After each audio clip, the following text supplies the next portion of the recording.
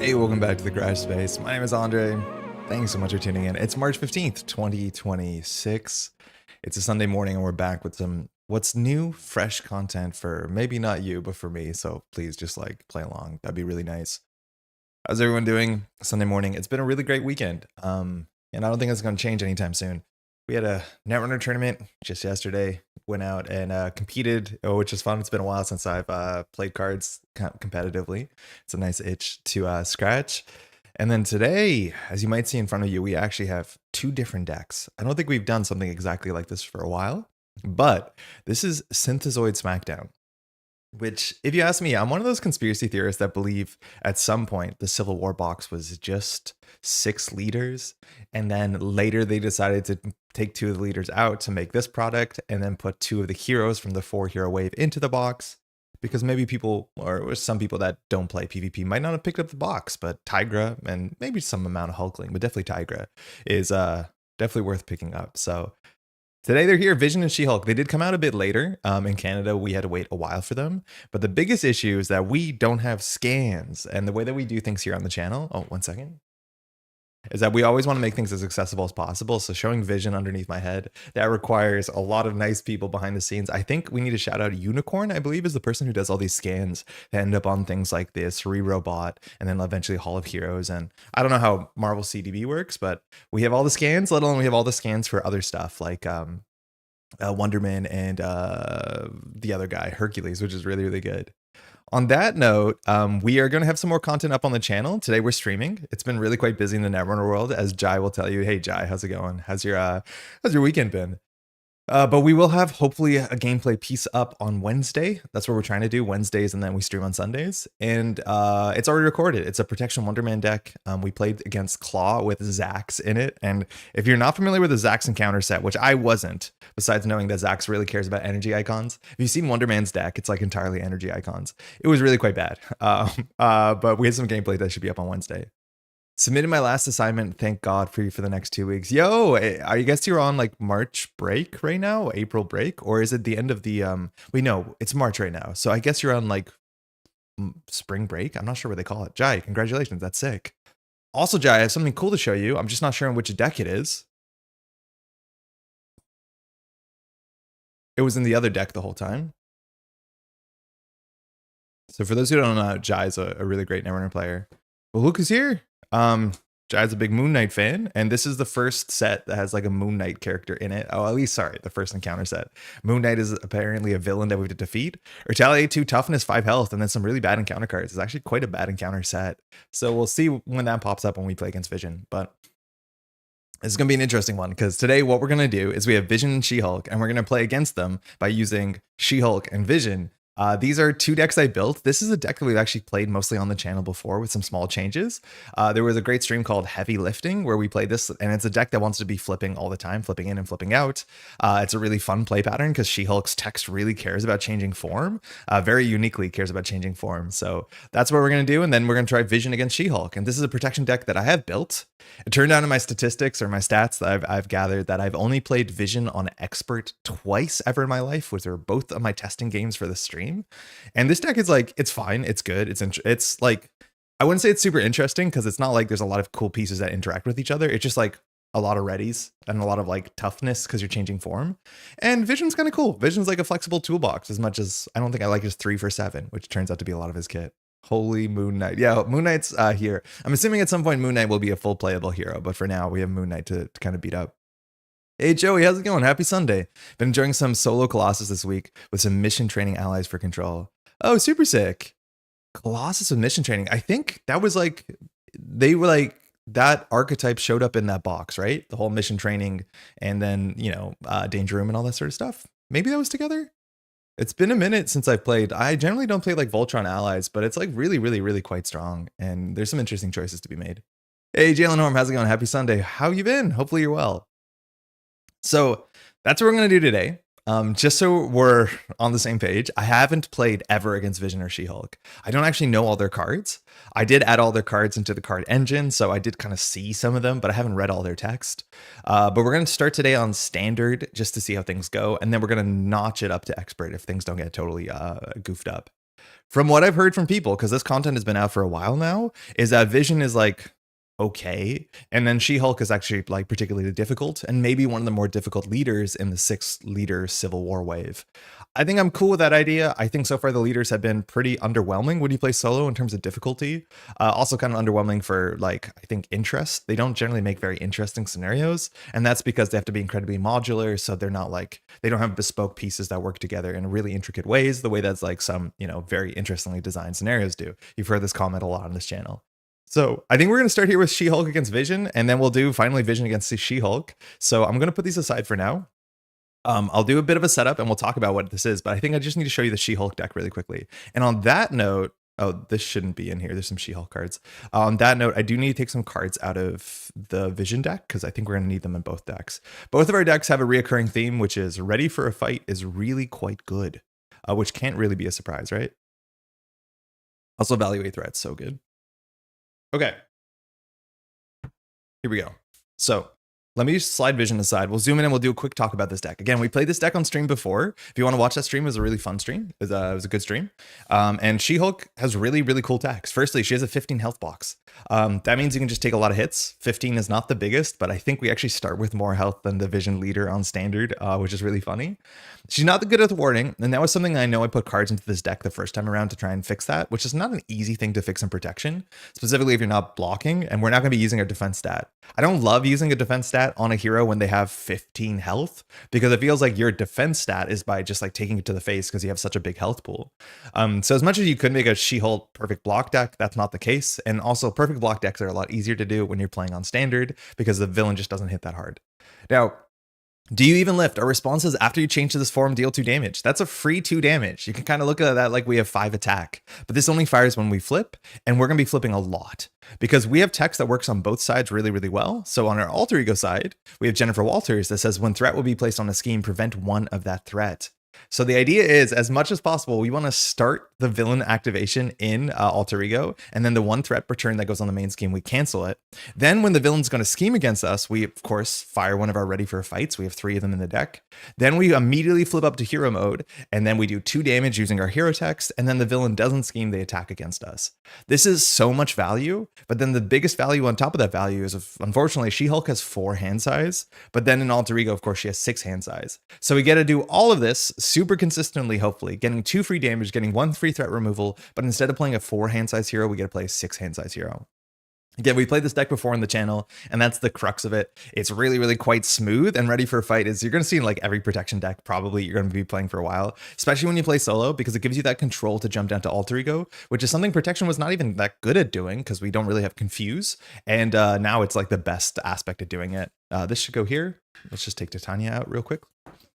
The rest of our deck, I don't have too much to say. Unfortunately, She-Hulk is one of the characters that I think has such an interesting kit, and specifically because she's one of the first characters that they made in the core set box, she has a lot of really, really bad cards, like unplayably bad cards. She just has cards in her kit that you draw and you will never play unless you really need to in like really wild circumstances. But they're cards that you basically only play if there's nothing else to play, unless I guess maybe you can get in a really weird spot, or like there's like, if you play against Ultron, let's just say there's a card that you'll play.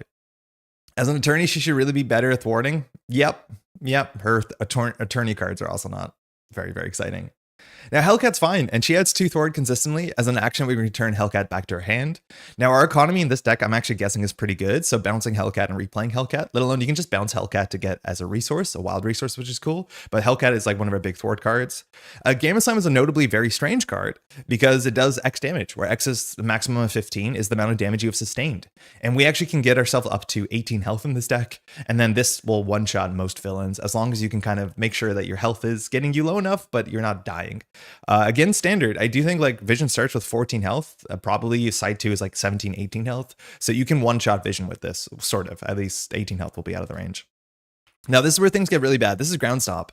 It's a 2-cost superpower, and we're not playing Deft Focus in the deck. As much as we have enough superpowers, the problem is a lot of them are pretty bad. This card's awful. Deal 1 damage to each enemy is like particularly okay if you're playing against Claw in the core set, but this usually in solo does 2 damage for 2 resources, 1 to the villain and 1 to the minion. And 1 damage is not good because it usually doesn't defeat anything. This card is awful. It's genuinely really quite bad. I think there's a neutral card that is just this text, a basic aspect card, which can tell you something.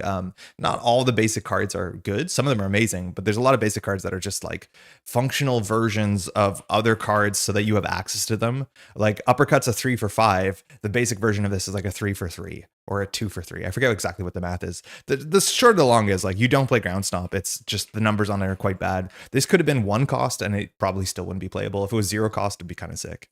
We have 2 copies, unfortunately. It doesn't get that much better. Legal Practice, it's kind of rough. This is, I think they removed Thwart from this. They eroded one of her cards. I forget which one. But this event says choose and discard up to 5 cards from your hand. Remove 1 threat from a scheme for each card discarded this way.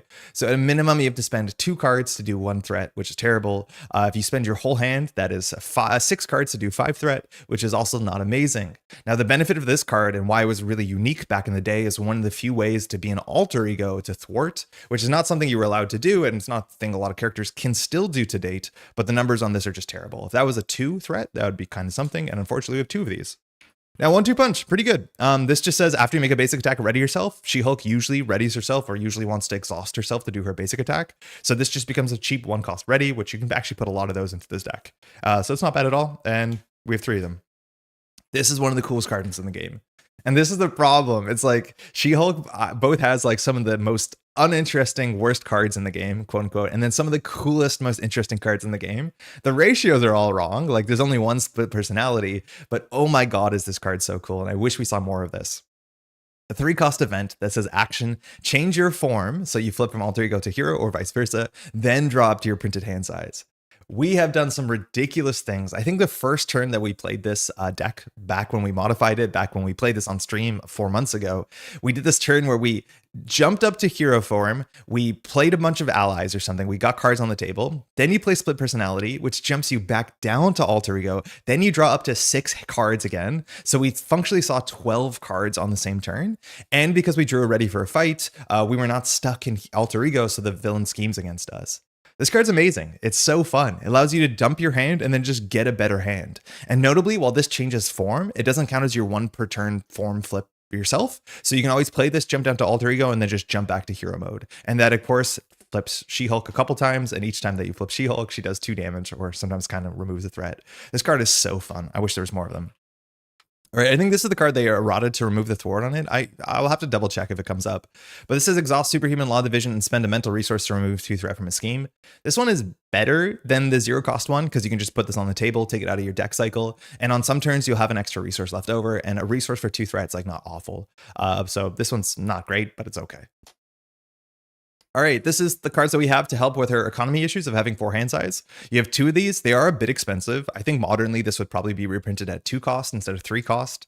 With a 4 hand size hero, playing a 3 cost card is your entire turn, and then drawing 1 card with this is unlikely to be playable. So this says take a damage and draw a card. You can only do that once, it exhausts, and you have 2 of them. They're not unique. It's a very good card if you have extra health and you're not worried. It's a card that scales worse on higher difficulties because on lower difficulties, the villain doesn't hit you that hard. But it's good. You want to get it down for sure, especially because taking damage is sometimes good for Gamma Slams. Now this card is also very interesting. And it has been technically hit by, like, I wouldn't say rules changes, but the way that we think of costs and abilities have changed fundamentally in this game. And so that this card actually has some weird edge cases that are not super intuitive that make it a lot better. So this is a 2-cost upgrade that gives us +2 attack, and we have a lot of reasons to want a basic attack. But after this attacks, as a forced response, you have to discard it to stun the attacked enemy. This functionally makes this a 2-cost event that says deal 2 damage and stun, which isn't that good.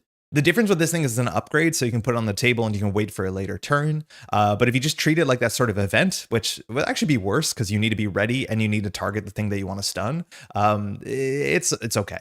But the big thing with this card is that if you can't stun the attacked enemy, if you can't do the result of the cost of the force response, because it's cost traded or cost formatted, where it's like pay this cost to do this effect, if you can't do this effect, it doesn't force you to pay the cost.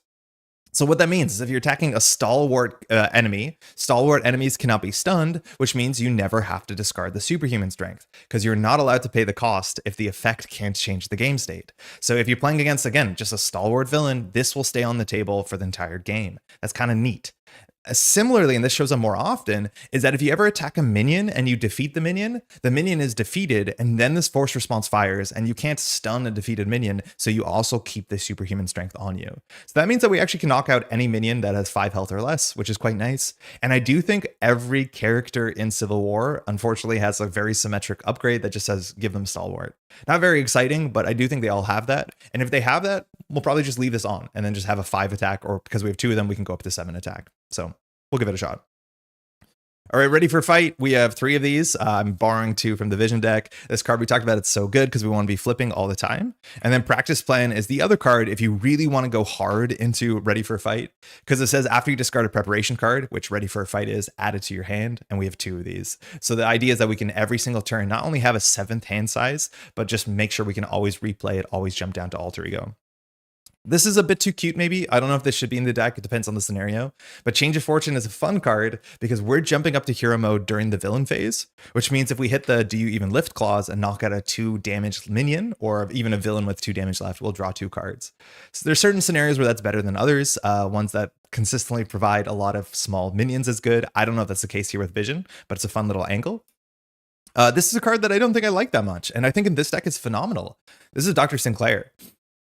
These sort of cards that have the any player may trigger this ability text at the end there are probably a bit better in multiplayer because it's not just you who's using them. You're basically playing a support for the whole table. In solo, I don't love them as much, but Dr. Sinclair is really nice in this list. It says, in Alter Ego, you can exhaust Dr. Sinclair and spend a mental resource to heal damage from your Alter Ego equal to your recovery stat. And also, if you have a status, you can discard it. And it says May, which is nice, so you can keep toughnesses. Very good thing about us is we have 5 recovery. And we need to be taking damage because we're not going to be blocking, and because we have that focused rage, I think it's called, that gives us a card for damage. So having some cheap healing in our deck when we jump down, and we're going to be jumping down just about every turn, means we can kind of go infinite. 5 damage or 5 healing is a lot, let alone we'll make it even more because Dr. Sinclair doesn't say printed recovery stat. So if we play something like Downtime, this is 7 recovery for a single mental resource, which is really, really quite good that we can do that every turn cycle if we want to. We're also playing Endurance. Giving ourselves more health is good because health is a resource in our deck. So this means we'll be at 18 health and recovery of 7, which is kind of nonsense. All right, the cards we put in our deck are not super exciting. They're kind of cards that are very, very functional. There's not a lot of cards, unfortunately, that interact with her kit. And this is something that I think Marvel Champions designers got a lot better at. But all of these cards, there's like nothing really in the game that can make these cards better or more interesting or worse because they're not really traded. They're not that interesting cards. I do think maybe you can make the damage of ground stomp bigger and then it does 2 AoE, but like these cards are super, super straightforward. So a lot of times the cards I end up putting in one of my She-Hulk decks are just kind of like generically good cards. And she kind of needs that because a lot of her cards are not generically good. Assess the Situation is an okay card. It's not my favorite card. I've been playing more of it than most people. Like more people play this than I do. But it just says, and if you have 4 hand size, if you have an extra card left over, you can play this, and the next turn you'll start with 5 hand size or 7 hand size in Alter Ego. I honestly don't know if we should be playing it. It's not bad. I could see other stuff you put in the slot, but it's okay. Face the Past. Our Nemesis is not the scariest. She has 6 health, and I think she gets stronger the more damage. No, she gets weaker the more damage we put on her. And the fact that we can do auto attacks for 3 or for 5 means we can drop her down to doing 1 damage to us, and then she's not that scary. So Titania, we want to ready ourselves. We'll grab Titania, draw 3 cards, especially because we have 4 hand size. Drawing 3 more cards is nice. Limitless Stamina, we're only on 2 of these. I think we might want to be on 3. I can't tell. I'd have to try this deck out, but this is just a really cheap ready because we have 14 or more hit points, which is nice. And then everything else here is just like greatest hits. Like we have Nick Fury. Of course we do. We have Prof X, who honestly might not be perfect for the deck because we like jumping down a lot. And if we jump down, we don't really need the Confuse. Oh, well, we need the Confuse, but then we lose the jump block. We have Gambit. Gambit's just really good for 3 cost. It's a bit better on higher difficulties where there might be more boost icons in the deck. We have Lockjaw, and Lockjaw like really turned this deck around the last time we played it. Good old Dumpster Dog means that on any turn that we draw a bad hand, because we draw some of the like not great She-Hulk cards, we can always grab Lockjaw from the bin. It's a nice little panic button. It's nice to have an ally if you need it, and it adds a consistent thwart output. So every turn, if you play Lockjaw, you can do 2 thwart, and that's really great. We have Grant Ward, who I've been kind of cooling off on Grant Ward recently, I'll be honest. And with 4 hand size, it's harder to sate Grant Ward. But this is a really cheap card that gets on the table and helps you recover, especially when there's like side schemes that hit the table. And we're not really good at clearing side schemes quickly because we have 1 thwart and she has no good thwart events. Everything is alter ego based, as much as we should be able to interact with alter ego okay. We have a Quinn Carrier, which can generate the card that Grant Ward needs, let alone our cheap research generator. We've won the power in all of us, and we probably should have 2 in this list. And that's because Lockjaw is such an easy target for the power in all of us. And then we have Energy, Genius, and Strength. I think there's a chance we could have the Helicarrier in here too, just because we're good at playing basic cards. And then finally, I need to shout out Evaluate Threat. Evaluate Threat. This might be one of the best basic cards they've printed in a long time. This card is so good, and it just allows you to build in a way that's a bit more greedy. This is a 1 cost player side scheme. Now it takes 2 to clear it, which is not the easiest thing for us. It's not the easiest. All our allies can clear this in 1 shot. We can't, which is kind of an issue. We only have 1 thwart. But when you clear this, you can search your deck for an Avenger or Shield card, and then you can play that card for 2 costs less. This is just so flexible and so good. We've seen classically things like, the basic side scheme that has 3 threat on it. When you clear it, you grab a support. Usually those supports are shield traded or they're Avenger traded. And so this kind of fits that slot. It requires a bit more work, but it's just feels like as smooth as that, as much as 2 threats, a lot more accessible than 3 threat. You can 1-shot this on a lot of turns, but also this grabs allies. And this is the first basic aspect card that can grab allies from your deck. And Avenger or Shield traded allies are actually quite good. Firstly, there's a lot of Avengers. You can choose anything, but the floor on this is so high because in the mid to late game, you can just grab another Nick Fury in the same deck cycle. Nick Fury comes in, you play Nick Fury for the Nick Fury that added to your hand plus 2 more cards, and then you just draw 3 cards. You go card positive. It is so cool to Evaluate Threat is this sort of like setup card that is still good on your 2nd or 3rd cycle if you can't get to it, right? A lot of times when you draw like build support and then you've already set up your deck, it is just a bad card and you'll still play it on the table. And by bad card, I mean like literally does nothing. You'll still play it on the table because it takes it out of the deck and it beats Master Plan if you're playing on Expert. But Evaluate Threat is like almost always relevant. It also means like decks like this, like I'm not a big Avengers Mansion fan. I just don't like playing it as my whole turn. Emotionally, that feels really bad. I know it's a good card. And specifically in She-Hulk, it's probably even a better card because having 4 hand size, having the extra draw is worth a lot more. Smaller your hand size is usually the better the card draw feels or the more important it is. And the idea that we can play Avengers Mansion for 2 resources, let alone it adds itself to our hand, so you kind of get that free resource as well, is just really, really nice. And you can toolbox this where your deck has 2 good Avengers cards, 2 good Shield cards. Some of them are allies, and Evaluate Threat is never useless. This card is so damn good. I do think we're not capitalizing on it the most. I think this deck probably could have an Avengers Mansion in it, especially because we have like the power in all of us. Yeah, let's try that. Let's just kind of assess the situation for Avengers Mansion and see what it feels like. I'm assuming that's the right thing to do. But that's the list. Jump up, jump down, do some damage, remove some threat, maybe, and hopefully vision won't be too much of a problem.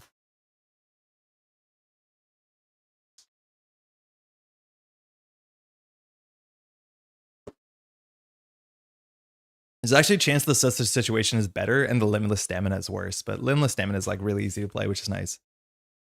All right, I'm gonna give this a good shuffle in a second, but until then, let's talk about Vision. And I've never played against Vision. In Sythezoid Smackdown, you have all these modular pieces that you can use the same way that you can in what's it called? In any of the like registration, or what's the other non-registration called? I don't remember. resistance decks. So there's one scheme A, one scheme 2, and then there's 3 encounter sets. This encounter sets, they're like super weird because they're not focused on any theme, which really makes me once again get into that conspiracy theory that the box was divided. Like there's one about Young Avengers, there's one about the Scarlet Twins, so Wiccan and Speed, and then there's one about Moon Knight. Sorry, there's 4 of them, and then there's one about the sort of like Atlanteans. And it feels like these, like, it would be so easy to play against a villain where the entire encounter deck is all Atlantis-based stuff. And you can't do that if you just buy Civil War, because the 4th Atlantis set is in Synthezoid Smackdown. And I don't know if it's entirely the same with like Moon Knight and the others, but it does look like they were broken apart across like the 2 different products.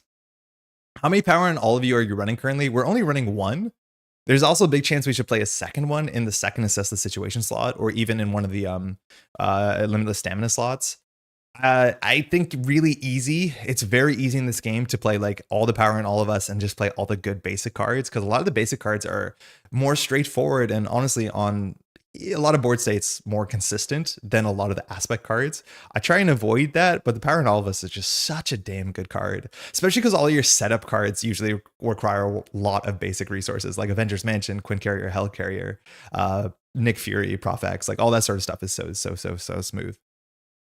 All right, so this is Vision. I guess we're going to show this in the wrong order. So this is the villain. We're only going to do 1 and 2 because we're playing on standard. We'll definitely jump that up to expert. I'm assuming things won't go terribly for us. So setup says the enemy team finds Vision's mass form attachment and attaches the Vision dense side face up. So dense side face up is giving Vision +1 attack here. Force response after resolving step 1 of the villain phase, flip Vision's mass form attachment. So as soon as step 1 of the next phase, step 1 is where you put the 1 threat per player or whatever the acceleration is on the main scheme, we will flip this over. At some point, I imagine we will forget this, but currently we start on dense side, but when the villain activates it against us, it will jump to the other side, which is the opposite of dense. I think it's intangible. So this just says +1 permanent mass form. I'm surprised there's not more text on it. I'm assuming the encounter cards deal with the text. And then this will flip over with intangible, which is +1 scheme, but it says when Vision would take any amount of damage, reduce that amount by 1. So that's annoying. Obviously big hits scale less poorly, but if you have a basic attack of 2, that's terrible. But if you're doing an attack event that does 7 damage, dropping 7 to 6 is not the end of the world. But if you're attacking with a lot of minions while Vision's intangible, that seems terrible. Again, this flips every single turn during the beginning of the step. So this is the turn where we technically want to hit Vision as much as we usually kind of set up before we go for the big hits. Now I'm just going to put just passing through on the table. When you play solo, just passing through or the encounter set, sorry, the scheme from the villain or the leader starts on the table. 3 threat and a hazard. So a lot of these like players, not player side schemes, but side schemes have been a bit inconsistent in my experience when it comes to Civil War. The ones with the hazards, they just have to be cleared immediately. So we're probably going to have to clear this on turn 1 somehow. It says when defeated, the player who defeated this confuses their identity or stuns their identity. Yeah, I mean, that's fine. It doesn't really matter if we're confused as She-Hulk, but we do need to clear this as soon as possible because drawing another encounter card is not something we want to do. All right, the backs of all the superhero resistances are the same. It's the other side that matters. So we're playing with 4 modular sets. I'll show you what those are in a second. Those are the ones that come in the box for this scenario. We grabbed our side scheme. We flip this over. So I haven't seen the back of these. I'm hoping these are interesting because they're just another toolbox in the modularity of, Civil War. So the top text never matters when we play solo. And so all this has is protect secret identities. It has a force response. After resolving step 1 of the villain phase, each player discards the top 3 cards of their deck. That just means you hand another encounter card sooner. It means you can miss cards on your cycle. So if you're looking for a certain upgrade and you miss it, you won't get it to your second deck cycle.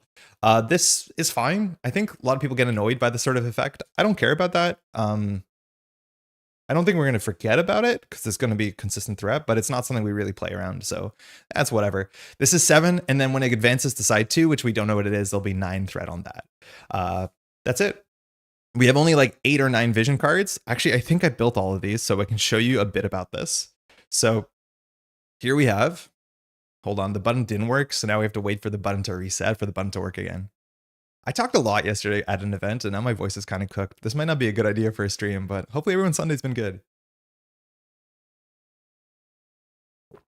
Okay. Does it work? No, why not? Why no work? I like rendered out all the things for this. Let me try a different one. Let's do like Moon Knight. Encounter set found. I hit the button. It doesn't show up. Okay, hold on. Give me 1 second. This is a live show. We're going to go to overlay. We need to do... Where do we put this? Card? Single encounter set. Okay, that's good. Is the button not working? So this is Moon Knight, who, by the way, is in there. Moon Knight has 5 health, Retaliate, 2 toughness. Seems like a really, really bad minion to deal with.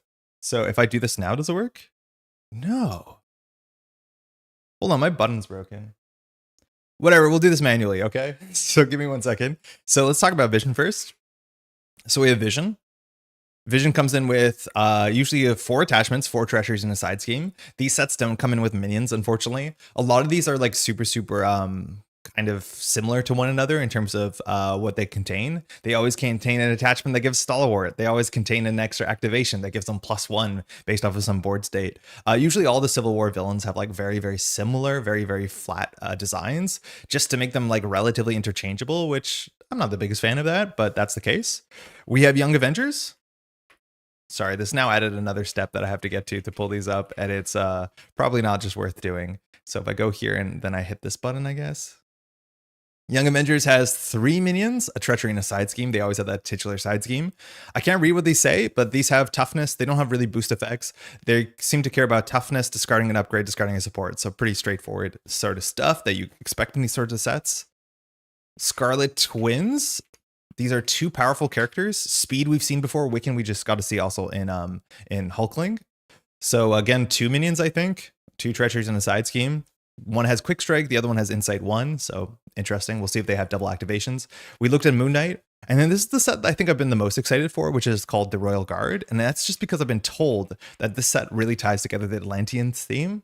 So far, the Atlanteans, they like discard cards from your deck, and then they have a lot of synergies that work with other Atlanteans. So just having more in a deck will make a much more cohesive package, let alone a more interesting narrative. So that's cool. And that's the entirety of our setup.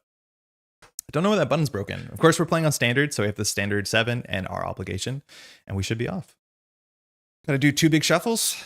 I don't know how we're going to clear just passing through on turn 1. Like, I think we really need a mulligan into an ally, because an ally plus our basic activation clears it, because all our allies, like, besides Gambit, maybe for 2. It doesn't look like a lot of these encounter sets have a lot of boost icons, like neither a lot of stars, nor just a lot of boost icons in general. I think She-Hulk had more boost icons than Vision, but the Vision basic attack here is going to be for 1 in a card, which like we do not care about. When Vision's intangible, again, he attacks for 1 and a card. My guess is also there's going to be encounter cards that say like Vision just changes form suddenly. So if you're expecting like, I don't know, it's not a big difference to be attacked for 2 versus 1, but probably there'll be like attachments or encounter cards that also reference the state of Vision. But right now, yeah, it's just dense and not dense. Kind of cool, the idea that like, oh, Vision's going to become dense. Let's jump down to Alter Ego where that extra, +1 attack doesn't matter. That could be kind of neat. Only has 14 health, which is kind of funny because that's actually less than we have. We start with 15. It's not common that you see that, but that might just be a thing of I don't play a lot of standard. The technology they used in the set, Civil War, where they have the villain have 4 phases, so 1, 2, and then 3 and 4. Functionally, phases 2 and 3 are the same numerically, I think, across the board. They just have different setup instructions because they didn't want to reprint the setup instructions. For what it's worth, I think that's something you could consider just doing in the rest of the history of this game.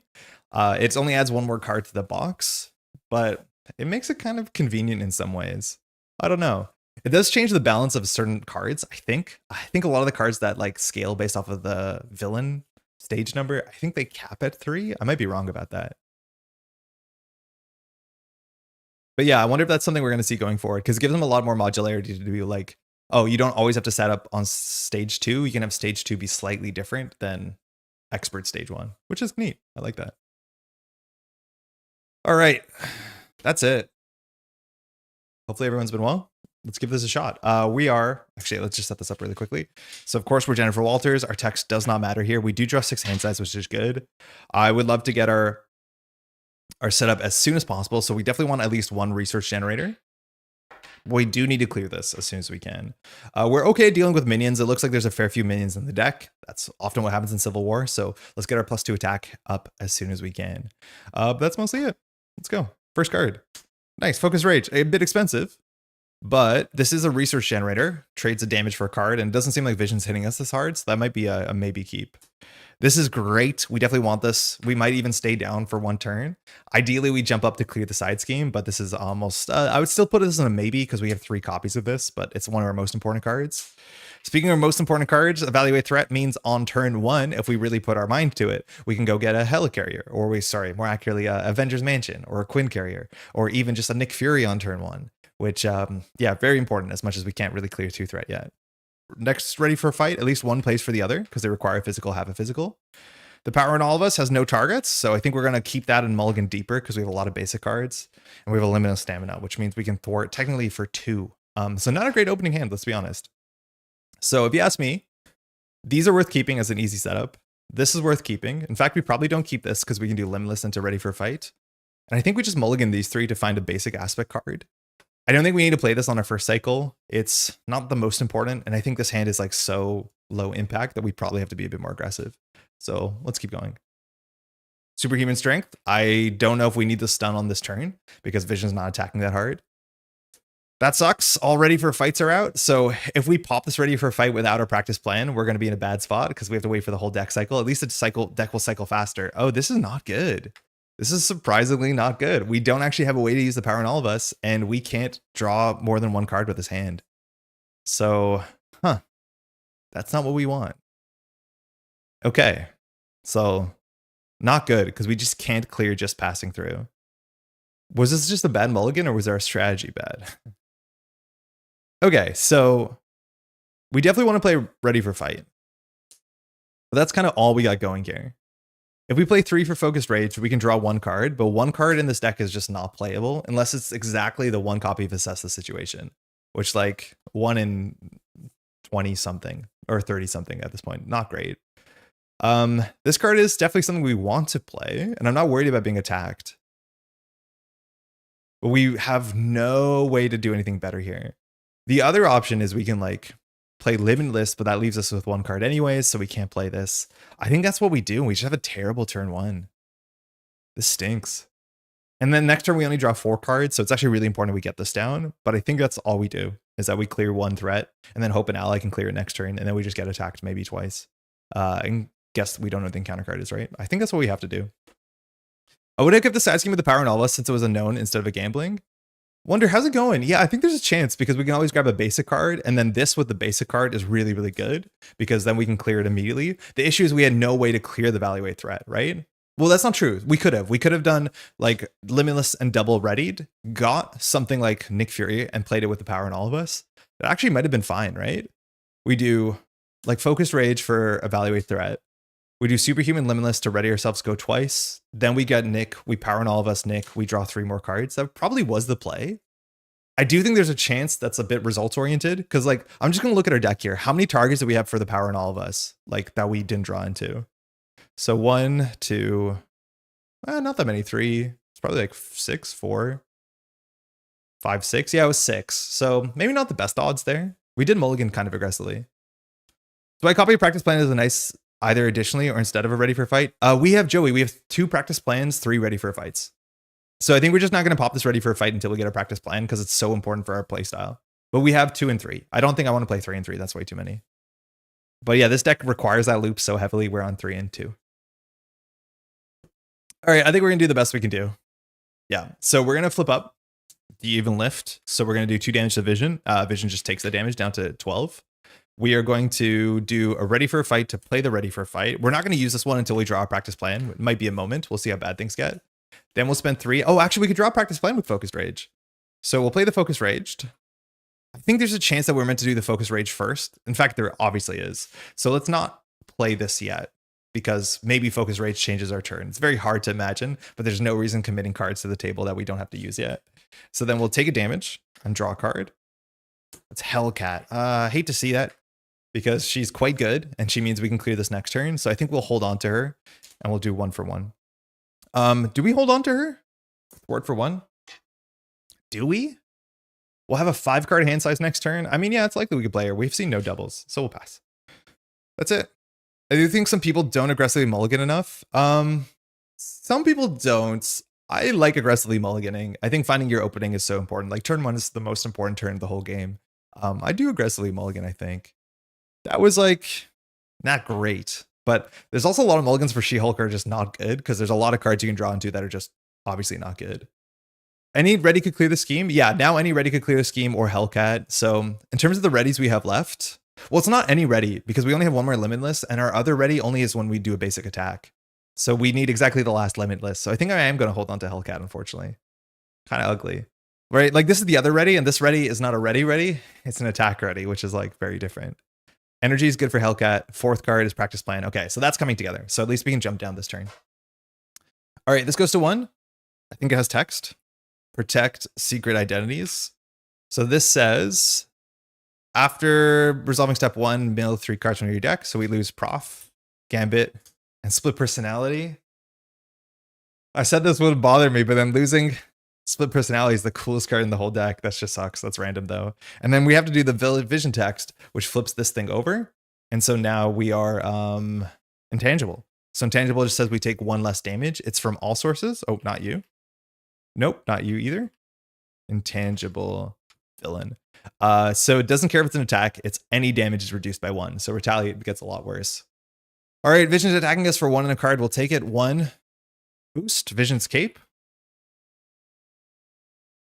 So attached to Vision, Vision gets Retaliate +1, so we take 2 damage. Hero response, after you make a basic attack against Vision, spend 2 types of resources, energy and mental, to discard this and flip. Okay. It's cool they have ways to interact with Vision to flip the side that you want, but we just take 2 there. 2 encounter cards. Without the research generator, the sand would be not fun. Yeah, it'd be pretty bad. The Royal Guard. All right, more side schemes. That's not good for us. Hinder 1, so it comes in with 4 threat and a crisis.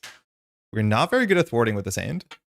When defeated, the enemy team searches the counter deck and discard pile for a copy of Blood Debt and deals it to the player who defeated the scheme as a face down counter card. I do not know what Blood Debt is. We'll find out together. Never mind. No, we won't. That's amazing. So you gain the Hunted trait. We have a Amplify icon. Alter Ego, discard the top 8 cards of your deck. Discard this card. We can just get rid of it. The problem is we might not get rid of it because the Royal Guard just brings it back. And so if we defeat the Royal Guard while this is on the table, it doesn't do anything. The problem is we have to deal with this and we have to deal with this in the same turn, which is not going to happen. That's fine. I think we just clear this. We can jump down. If Vision attacks us now, this turn it'll be for 3 in a card because of the intangible becomes dense. But yeah, this is not a great spot. We're not in a good spot at all. All right. Yeah, I think you can get behind on side schemes, especially because we also lost Professor X. We might just be in a really bad spot because we cannot clear like 7 threat in 2 turns. We just can't. It's not really possible. So we're going to do Focus Rage, take a damage, draw a card. We get 1-2 punch. Also not great. We don't want to be attacking Vision. Boy, sometimes She-Hulk just is like that, huh? So we'll do 1, 2, 3 for Hellcat. Is this a replay Hellcat turn? I don't think we can afford to replay Hellcat, but there are some turns where you just replay Hellcat because it's the only access you have to 2 thwart. Still thwart 2. Just passing through, which when we clear just passing through, I believe we get confused. So when this is cleared, confuse your leader. No, their identity. So we're confused regardless. Okay, that's good. We don't mind being confused. I think we can just take the confuse off. So we'll just confuse ourselves. Unconfuse. And then we'll play practice plan. I don't want to do 1-2 punch because it just says deal 2 damage to the Vision. We take 1 damage. Like, I don't care. It does give us a cheap ready, but that's all we have. Here we will flip down, which will prevent 1 threat on here, which is good. We have this combo, which is nice. And I think we'll probably just get rid of Blood Debt here because I don't care. Milling 8 cards. We actually want to get through our deck faster. So we'll discard the top 8 cards of our deck and this. So we get rid of Legal Practice. Great. Face the Past, whatever. Downtime. Another Legal Practice. I think that's fine. 5, 6, 7, 8. I think that made our deck better. That's sometimes the She-Hulk issue. So, okay, that was good. We lost 2 Legal Practices and a Change of Fortune, which I don't think we wanted here. We'll throw out this 1-2 punch and we'll pass. All right, draw 6. We're going to mill out our deck really quickly. There's Nick Fury. That's good. That means we can actually clear probably the Royal Guard with Hellcat and Nick Fury. So that's good. Endurance is more health. We need that. Grand Ward is more thwarting.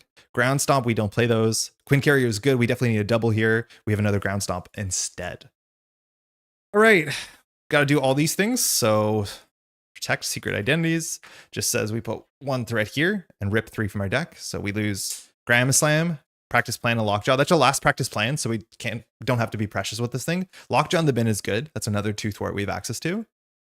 Intangible flips 2. Not intangible. And actually, we don't put this threat here. Excuse me. Of course, our alter ego text kicks in, and our alter ego text says when threat would be put on the main scheme, we can stop that. So this will stay down at 1, which is really quite nice. It's also not threat removal, it's threat prevention, so it beats Crisis from my understanding. All right, now Vision will technically scheme for 1 in a card. Honestly, I don't even think we flip up. I think we just let Vision scheme for 1 in a card. It is 1 in a card. Who cares? The worst this could be is 4. Is 4 that bad? No, our hand has a lot of thwarting. I think we just let this happen. So 1, 2, yeah, goes to 3. So we get another activation here that's a scheme, then we'll consider flipping up. Instead, we have Crescent Dart. There's 2 of these in the deck, I think. Attached to Moon Knight, otherwise the enemy leader. Plus 2 attack, that's a lot. So Vision's now going to be attacking for 1, 2, 3, 4 next turn. Luckily, we'll have Nick Fury. When attached character attacks, the attack gains piercing and range. Discard this after the attack. Okay, very cool. All right, it's us. So if we jump up, we do 2 damage. It's not prevented because Dense Form has no text. We definitely want to dump our not good cards into, I don't think we need to play Endurance yet. So we'll do 3 plus what we draw into Nick. Hopefully we draw doubles for Quinn Carrier. Otherwise we'll just dump our hand. I think we're so behind on threat that like playing Grant Ward is probably worth it, but Endurance is not a bad card. We could recover here. That is the thing. It recovers for 4. Which is not perfect, but our activation here is not very good. Like we have breakpoints really on deck here with the 2 4s. So I think we could just recover. Our health is an important resource and we're down here right now. So I think I'm actually going to recover for 4 because thwarting for 1's not really impactful. Attacking for 3 into retaliate is like not the worst, but I think we're just kind of in setup and build board state at this point. I do think on like standard, we're probably a bit better at just like rushing down, but we'll flip up. We'll do 2 damage with a hero text. So the villain takes 2 down to 10. Yeah, we probably should be swinging every turn, let's be honest. So then I'm going to do Focused Rage, which was still exhausted. So we're going to take a damage, which this is a hero action. So you can't like do this first and then heal or recover. And we draw Superhuman Law Division, which is unfortunately totally useless here.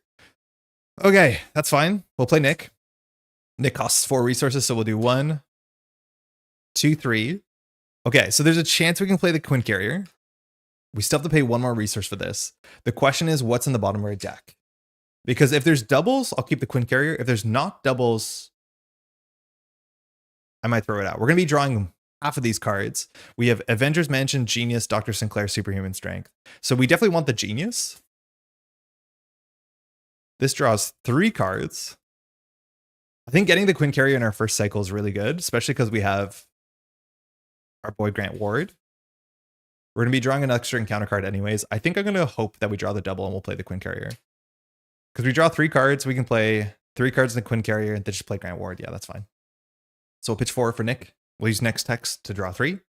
Not a double, not a double, not a double. Unlucky. We were a 60% chance to get the double there, right? Okay, that's fine. I think we're just going to do 3 for the Quinn Carrier and get our setup in our first cycle. We also can bounce Hellcat for what it's worth. I don't think that's super important. And then we'll just play Grant. Grant Ward, importantly, can't block and has some downsides, but is just good enough. It's unfortunate that Nick Fury is going to miss the deck out. Same with, not so much Grant Ward, but Nick Fury missing the deck out sucks. At least Evaluate Threat can bring that back. And we float 1 resource. So we'll do Nick Fury and Hellcat into the Royal Guard, clearing it. We have to go search the deck for Blood Debt and put into our play, or not even put into play. It'll just be waiting for us, which is fine because that means the next attack isn't boosted. Yeah, we deal as a face down encounter card. Okay. Then we'll just use Grant Ward to work on this. Oh, pass. All right, that was a lot better. We could have played Lockjaw there instead of Quinn Carrier. I think that's fine. We lose Lockjaw to the cycle, which is not great, but we're going okay. So we draw Avengers Mansion, Genius. As much as we have 4 hand size, that's a good start. We draw a second encounter card, and we give it a shuffle. All right, that turned around a fair bit. Usually Nick Fury does that. Having the Quinn Carrier now in Focused Rage means we have like 6 hand size, if you want to say that. And we should have the flip up, flip down engine because all our ready for fights are back, as much as we are losing 3 cards every turn cycle, which is not, it's fine. It'll be fine. Vision's going to be attacking for 1, 2, 3, 4. So Nick Fury can just take it. That discards a Crescent Dart, which is good. so we don't have to deal with that. But with 14 health, like we can probably take 3 attacks in a row without being too worried. All right, 1, 2, 3. Superhuman strength. Maybe if we get a minion, we'll want that. And then Dr. Sinclair, which is our massive healing card. When we jump down with Dr. Sinclair, which we do want to jump down this turn, we can recover a lot, as much as we probably will be at full health. That goes to 2. We have to rip 3 off the top of our deck. We lose a 1-2 punch. That's fine. Change of fortune. That's fine. And a focused rage. That's fine. Vision. Now is going to do the villain thing. So we have to swap this. Yeah. All right. So now Vision is attacking for 1, 2, 3, 4. It has piercing and ranged. We'll block with Nick. So it's 4. I don't know if there's any overkill in the set. Boost, Solar Gem. Ooh, this is what we kind of wanted because Solar Gem is attached and Solar Gem gives Stalwart, which means with Stalwart, we can't get rid of our superhuman strength. So after you make a basic attack against Vision, spend the 2 different kinds of resources to flip the mass form and remove this. But Stalwart's actually kind of sick because now we hit Vision really hard. So that knocks out Nick. We get a 3rd encounter card and we draw them. Oh, it's really bad to keep Grant Ward in play on a turn that you're drawing 3 encounter cards. I forgot about that. At least we know one of them is not a treachery. But any turn that you deck out, Grant Ward is such a liability because you're very likely to find multiple encounter cards. And that's really, really bad. Or treacheries more accurately. We know this to be blood debt. So we have to jump down to get rid of this and rip 8 off the top of our deck. Not a problem. Already a treachery. So Grant Ward, we'll have to deal with him. Super Dense Strike. When revealed, exhaust a character you control. If the dense attachment is in play, which is not, deal 2 damage to that character. If the intangible attachment is in play, flip that attachment. Okay, so this will get flipped. So we have to just deal 2 damage to a character we control. Oh, sorry, exhaust the character we control. We might as well exhaust Hellcat because she's probably going to get bounced. We now have to do Grant Ward's text. So Grant Ward says, so we have to spend a mental. Looking at our hand is entirely mentals, which is like kind of nice. Ideally, we draw a card. I think in this turn, we probably just like set up with Avengers Mansion. So Superhuman Strength is okay if this is a minion. I'm just going to use the Quinn Carrier here and just say that we pay for Grant. Not a great turn to keep Grant down. Luckily, that was not another treachery. So I forgot to discard this Crescent Dart, but luckily this one will just be that one. So we got through that with only minimal problems from Grant Ward. Okay, that's us. We'll start with Focused Rage. I keep not up on exhausting this because it's right behind the microphone. So we'll take a damage and draw a card first. So we're down to 13. We draw Face the Past, which if we want to do that now, we can, and draw a lot. Face the Past grabs us Titania, who's our nemesis. She has 6 health. She only schemes for 1 and will attack for probably 3. We can attack her once. We can attack her with Grant Ward. I think we'd rather just... How do we set this up, right? We can do Genius, Superhuman Strength for Avengers Mansion just to get that set up. That leaves us with Face the Past stranded, and we'll have 4 more cards, which honestly might just be good enough. I don't really care about taking care of these attachments anytime soon. Like, ideally we should. I don't know if there's cards that scale with the amount of attachments on Vision. Like, there's a lot, especially because there's a permanent one. We're going to jump down and deal with Blood Debt, which is just rip 8. That's fine. I think we might just push it. If that's the case, though, we should just start with Face the Past and see what happens, because there is a chance we can do like double Superhuman Strength and attack Titania for a lot. I think we haven't seen the second one yet. No, we haven't.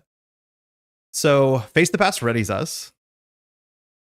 So we could just thwart for 1, I guess.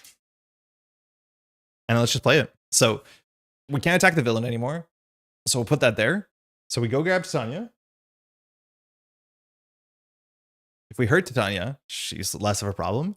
We ready ourselves and we draw 3 cards. So we draw Illegal Practice, another Superhuman Strength, so we might be able to do it, and the Evaluate Threat, which is actually quite good. So this is Titania. She has 6 health, and her attack is equal to the remaining hit points. That's really bad when you draw her, and then immediately draw like a gang up in the same activation or the same villain phase, because she hits for 6, which is like incredibly, incredibly high. So we actually do have the double Superhuman Strength play. So we can get our attack up to 5. We can get our attack up to 7. That's obviously really good because Titania will die to that. We don't have to do that. If we get our attack up to 5, Grant Ward plus Titania deals with her. So I think we probably start there. Now this is where you can do some really goofy things where like you can in theory play Evaluate Threat, pitching the Avengers Mansion, clear it, bring it back and play the Avengers Mansion cheaper.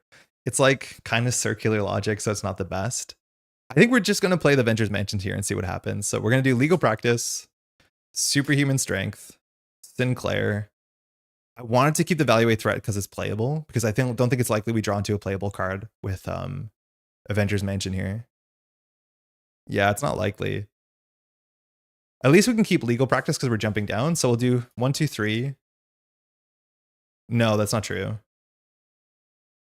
I guess we could draw into another double off the top would be lucky. So maybe we do 1, 2, 3, 4. We'll play the Avengers Mansion. I don't play this card a lot. It does seem slow. Like if you don't get in the first 2 turns, it might not be worth it. Depends how long your games are. I do play slower games. So that leaves us with 3 cards in hand. We'll use the Avengers Mansion to draw. Nice, but unfortunately the wrong order. Damn. So we drew the Power in All of Us, which doesn't really help with this hand. So we can, yeah, stinks. We could play Evaluate Threat. Don Clay, how's it going? Hey, Claymore. We could Grant Ward, Evaluate Threat. That could add Nick to our hand. Then we could Power All of Us Nick, and then we could just basically fix everything. I think this is why I think we do this. This is why this card's so good. So we'll pitch Legal Practice to play Evaluate Threat.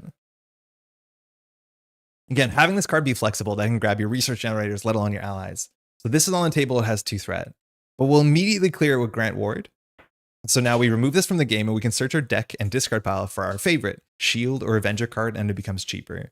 So we mentioned Nick Fury missed the cycle. Luckily, that's not going to be the case anymore. So this Nick Fury now costs 2 fewer to play. So the Power in All of Us will play this Nick. So now we have a blocker, which is good because we're going to be attacked for a fair bit. Nick Fury enters play. We draw 3 cards. 1, nice. 2, whatever. 3. All right, great. Actually, we can do a Legal Practice here. We can clear the whole board. Notably, we can bounce Hellcat on this turn. I don't think it's super important to do that. We're going to do 2 for Superhuman Strength. So this thing has a condition on it that our next attack, so we have +2 attack, but whenever we attack something, if that card isn't stalwart or wasn't defeated, we have to discard this and stun the attacked enemy, which is good text. We will use Nick Fury to attack to Titania. We will use She-Hulk to attack for 5, and because that defeats Titania, we don't have to discard our Superhuman Strength. I mean, that was a turn. We'll jump down. We'll get rid of this Blood Debt thing by discarding 8 cards from the top of our deck. So we'll get rid of Downtime, Endurance. Would love one of those. 3rd Ready for Fight, Prof X one more time. Gamma Slam, bummer. If we discard the one that allows us to flip phases or flip forms, we'll be pretty upset. Practice Plan, Gambit. Okay, that's fine.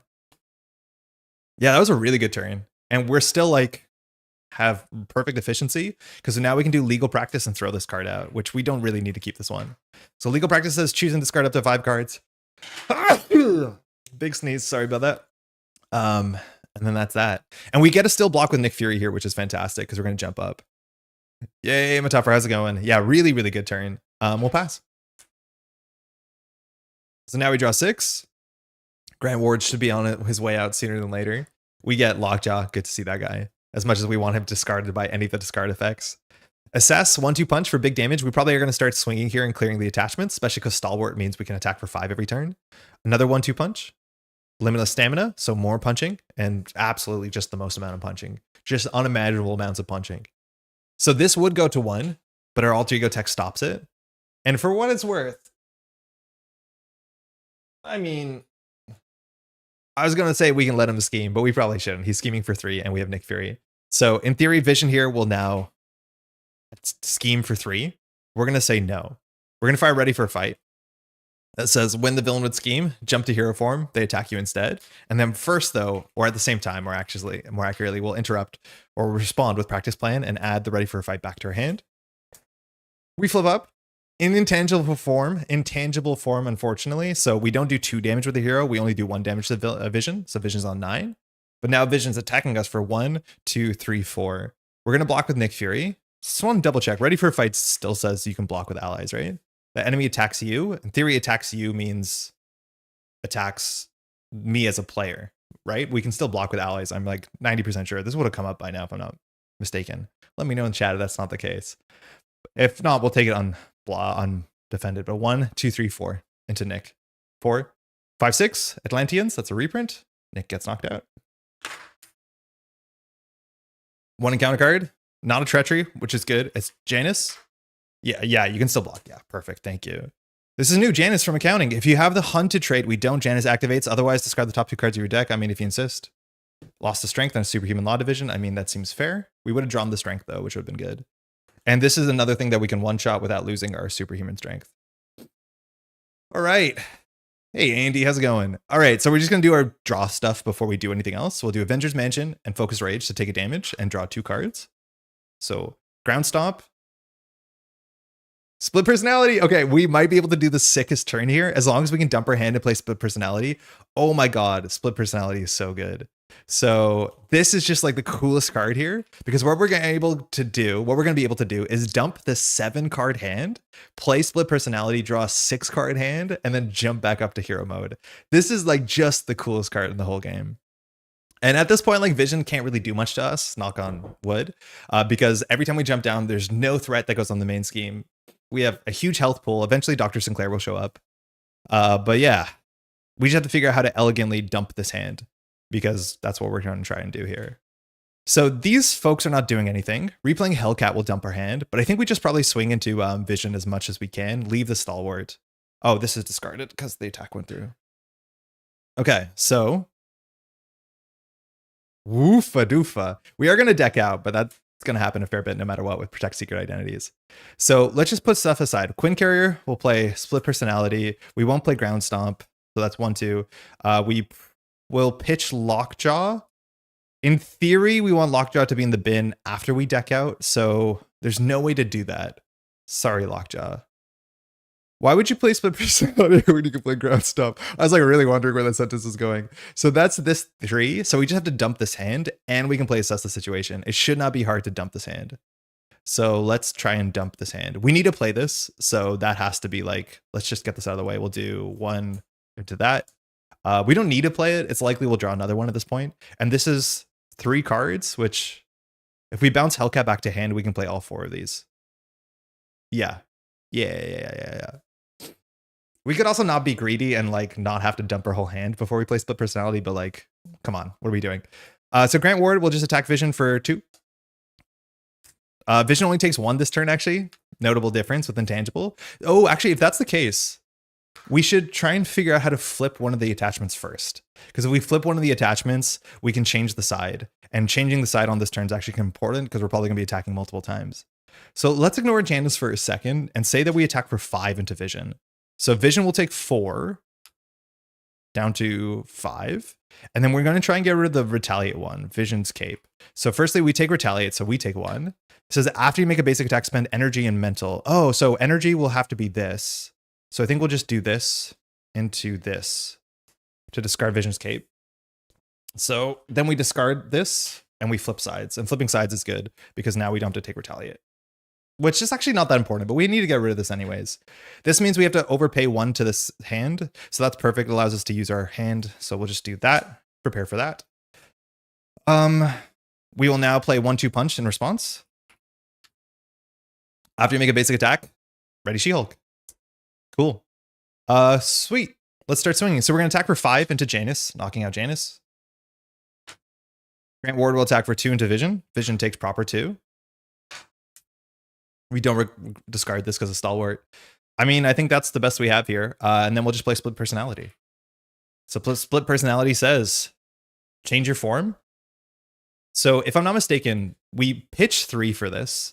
Then we play Split Personality, and then it resolves on the table, which means that we actually don't cycle into our deck, which is unfortunate because this is my favorite card in almost the whole game. So we'll draw 1, deck out, shuffle. We're an alter ego, and then we'll draw 5 more. Do you think that aspect question from the other day? What 4 aspect cards from each are you a fave in the game, and what heroes can use one of the aspect cards the best? I need to like sit down and think about it better, Metaphor. I was thinking about it when you said it, but then I got into Network World a bit too hard. I would have to look through the binders. If we have time later today, I think I can do it live on stream, probably. It's a good question. Yeah, Janus is back in the office. Like, look at this board state. It's perfect. It's a perfect board state. No threat. A Vision there who's going to get 1 shot in a second. When we jump up, we get to do 2 more damage. Like, we get so much value from this.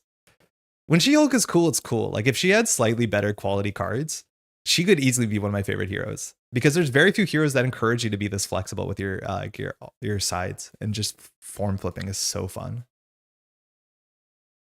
Like that was the issue when I played Protection, especially as the newer players. Like in solo, you don't often get the ability to change sides. And I could argue Ready for a Fight might be too powerful. It could cost one more probably. I do think it's a bit better in solo than a multiplayer. But like just so fun. Like this game is uniquely a game where you have two sides, and why not experience them? All right, Ground Stomp, love it. Ready for Fight, can't play it. Stamina, nice. Prof X is finally here. I don't think we really have to play him. There's a Gamma Slam, which only does like 4 damage. And then our 6th card is a Ready for Fight. That sucks. That's really bad. So we probably don't crack this one for a second. All right, this hand's not good at all. There's not much we can do with it. This might be an unironic Ground Stomp just because it gets it out of our hand. It's more likely we'll bounce Hellcat because that's a better use of resources. So we'll just jump back up. When we jump up, we do 2 damage. Excuse me, let me zoom out. So the villain takes 2 because our hero text says, do you even lift? So my guess is we're going to return Hellcat to hand using her action. Just refresh her. Excuse me. Okay. Vision's on 1 health. That shouldn't be hard to deal with. Vision's going to be attacking us only for 1 damage next turn, and a boost card shouldn't be hard to deal with. We could ground stop Vision. We could do it. I'm only going to do 1.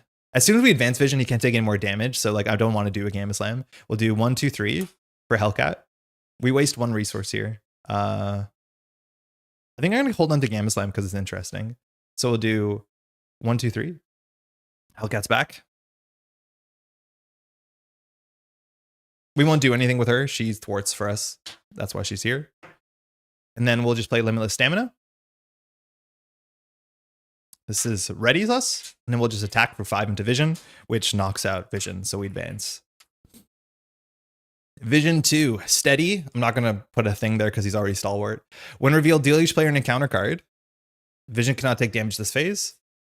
That's it. After resolving step 1 of the villain phase, flip Vision's form, so it's the same.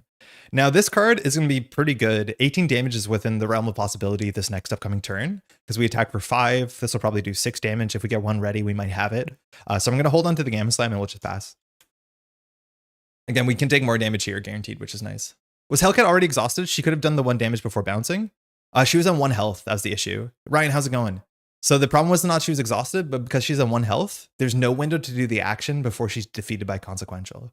So yeah, in theory, we could have like done it, but we would have lost Hellcat, and we kind of like her. Stomp him. I love playing her in aggression and just getting an insane stack stat. She can use cards like Smash the Problem and Quick Strike better than most. Yeah, Smash the Problem with like Superhuman Strength is a nice way to kind of counteract that. I missed the damage. Yeah. She's been on 1 for a while. We just kind of left her there, hoping that we'd figure out a window to bounce her. Yeah, I've tried, like, these are the sort of cards that are like so much more expensive. Smash the Problem. Because of the card that says, exhaust yourself, don't use your attack stat, and put into your thwart stat. Which is like good, because you're adding thwart to a deck that might struggle with thwart. But the fact that you don't use your attack stat that turn is actually really expensive to me. I don't know. Moving stats around cards are always like a bit too expensive. Only 4 cards, 1-2 punch, that's perfect. So now we'll have the cheap ready. 1-2 punch, okay, so it actually might be better to do 2 1-2 punches than the Gamma Slam, unfortunately. And a Superhuman Law Division, which is fine. All right, we chose to be in hero form, so this goes to 1. We rip 3 off the top. We're looking for Lockjaw, Sinclair, Practice Plan. Grant, okay. This flips. So now Vision is just attacking us for, his attack stat doesn't go up. I think a lot of his numbers come from the upgrades. So he's attacking for 1 in a card. We'll happily take it. 1, 2, 3. Teenage superheroes. We take 3. And then we have to survive 3 encounter cards. First. Legal work. Oh, this allows us to jump down to alter ego, which there's no upside to that, right? No. So it says you may flip the alter ego, choose to exhaust Jennifer of alters, or add an acceleration token. Discard this obligation. I have never, ever playing Marvel Champions done this. I'm going to do it now. I've never done that before. Advance. In theory, we're just going to stop this advance and say you can attack us instead. So we're going to do ready for a fight, because Vision would scheme for 3 in a card, which might pop this. So Vision's just going to hit this. This makes the Gamma Slam more and more powerful. So attacking for 1, just 1. Last encounter card, Density Control. Cool. Oh, not you. Surge attached to vision. When vision activates, if the activation is scheme, flip to intangible. It says when, so it interrupts. Okay, so always make sure that he's in the worst one for you. And then this gets rid of it in one hit. We can't interact with it. Superpowered siblings. All right, hinder. 1, so 4 threat. When defeated, the player defeated this discards a card from their hand. If they can, it's not a cost. So if you have nothing, you don't do it. All right, so we took 8 damage. So Ground Slam does 8 damage. We're definitely going to draw some cards here. Avengers Mansion draws a card. Another Superhuman Strength is actually probably better. We can do Focus Rage to take a damage and draw a card. We do another 1-2 punch. Okay, so, I mean, we probably just 1-2 punch a lot. I don't think the Superhuman Strength makes sense. Unfortunately, I don't think the Gamma Slam makes sense. So we probably just attack for 5, 10, 15, 20, right? Yeah, I think that's it. Oh, it's on intangible. Can we change intangible side? Because right now intangible means it's 4, 4, 4, 4, which is only 16 damage. So we actually cannot defeat vision this turn. Technically because of intangible. So let me show you intangible. It actually makes sense that we boost our stat. Because if we boost our stat, each attack goes up 1. Doing more attacks is actually better though, right? Yeah, doing more attacks is better. Because on this side it says when vision would take any amount of damage, reduce that damage by 1. So our attack stat is only 4. So we could do 4, 4, 4, 4, which is 16. Hellcat can do damage. We're still going to be fine, I think. Maybe we can risk dying here because vision now attacks for 3 in a card, which means we technically have to block with Hellcat. Gamma Slam is okay.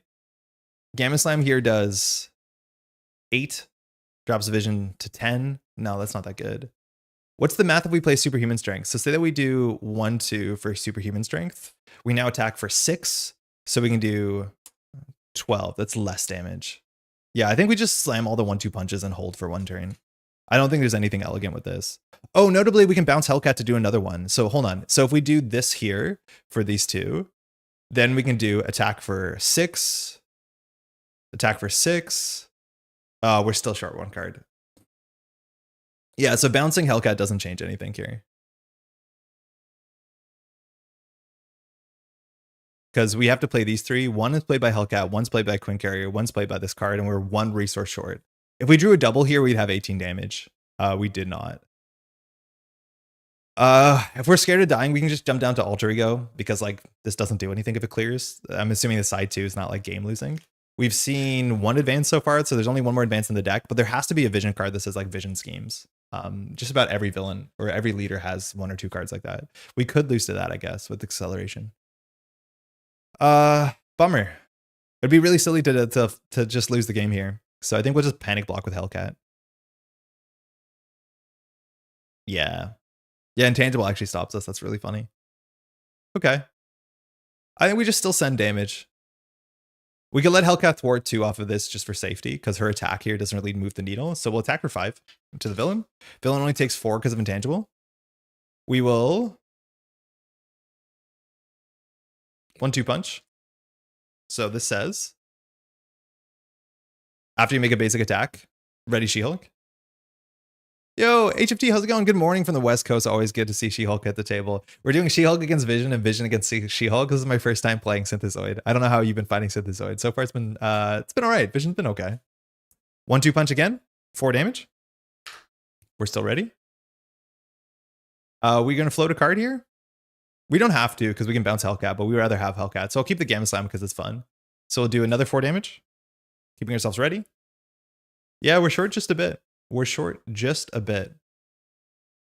If that's the case, I think we just jump down and recover. If we had a ready for a fight, this would be really easy. We attack for 4 more. It doesn't really matter while we're holding this Gamma Slam. So I think we just jump down for recovery and we use Hellcat. We could also thwart 3 off of this, which is not particularly interesting. It's probably better that we thwart 1 off of this. She thwarts 2 off of that, I guess. But then she might as well attack for 1. If we jump down, this will go to 1.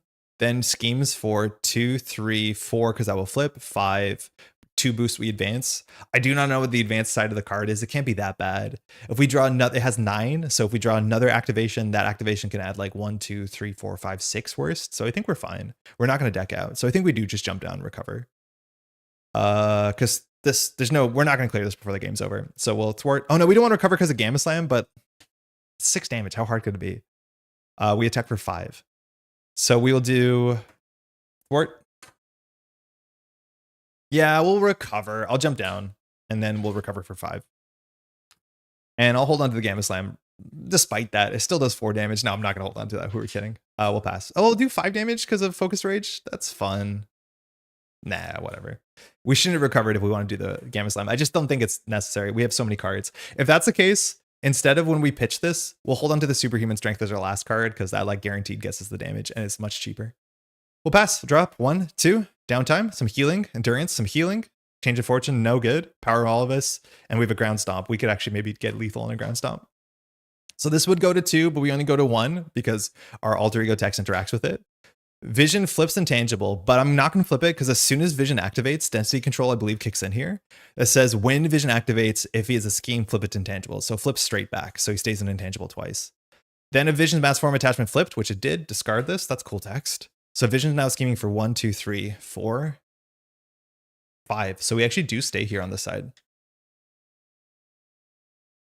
Okay. Nice. This doesn't matter. It's Shadow of the Past. So this go grabs Titania and puts her side scheme into play. Titania is in the counter deck. I'm not going to do all the shuffling because it really doesn't matter. We have Personal Challenge here, which is our Nemesis side scheme. Comes in with 4 threat and has a Crisis. A lot of the early side schemes were just like that. They just had Crisis or Hazard or something like that. Titania, we've already knocked her out once.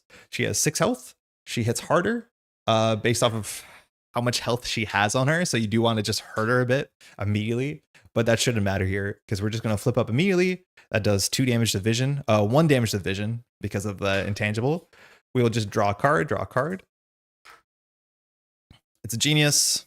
Okay, so we're just going to go Genius for Superhuman Strength, attack for 5, 6, 7, which is reduced by 1 to 6. Vision is knocked out.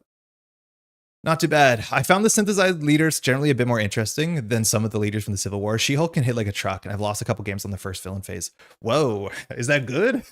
I think we're going to find out. I've heard She-Hulk is pretty scary. I'm assuming she has double activations, considering 1-2 punch is like a big part of this kit, and I could see how that's like immediately translated to a villain's kit. I think she probably has a bit more stun or confuse, considering this kit has stun or confuse. Vision was fine. Adding +1 stat to each side didn't seem super meaningful. Like, I think it'd be so much cooler if Vision had less stats, like 0 attack, 0 health, and then this had like a +3 on it or a +2 on it, where then you really have to care what side he's on. Because currently what side he was on, and admittedly we're playing on standard where our margins are like so much higher, it didn't matter that much. Technically it did make him survive a turn. There might have been a line where we get rid of Solar Gem on the last turn, but then we lose our Superhuman Strength, which is not good. But our early game was bad when we drew like 3 of these things, 3 sides games, and we couldn't clear the one that was giving us a hazard, and that was a bit of a nightmare. But we mulliganed super, super poorly. You can mulligan actually like really good opening hands, and so much of that is the card Split Personality, because that just gives you like basically 2 hands on turn 1. This card's so absurdly good. Give me 1 second. Need to blow my nose.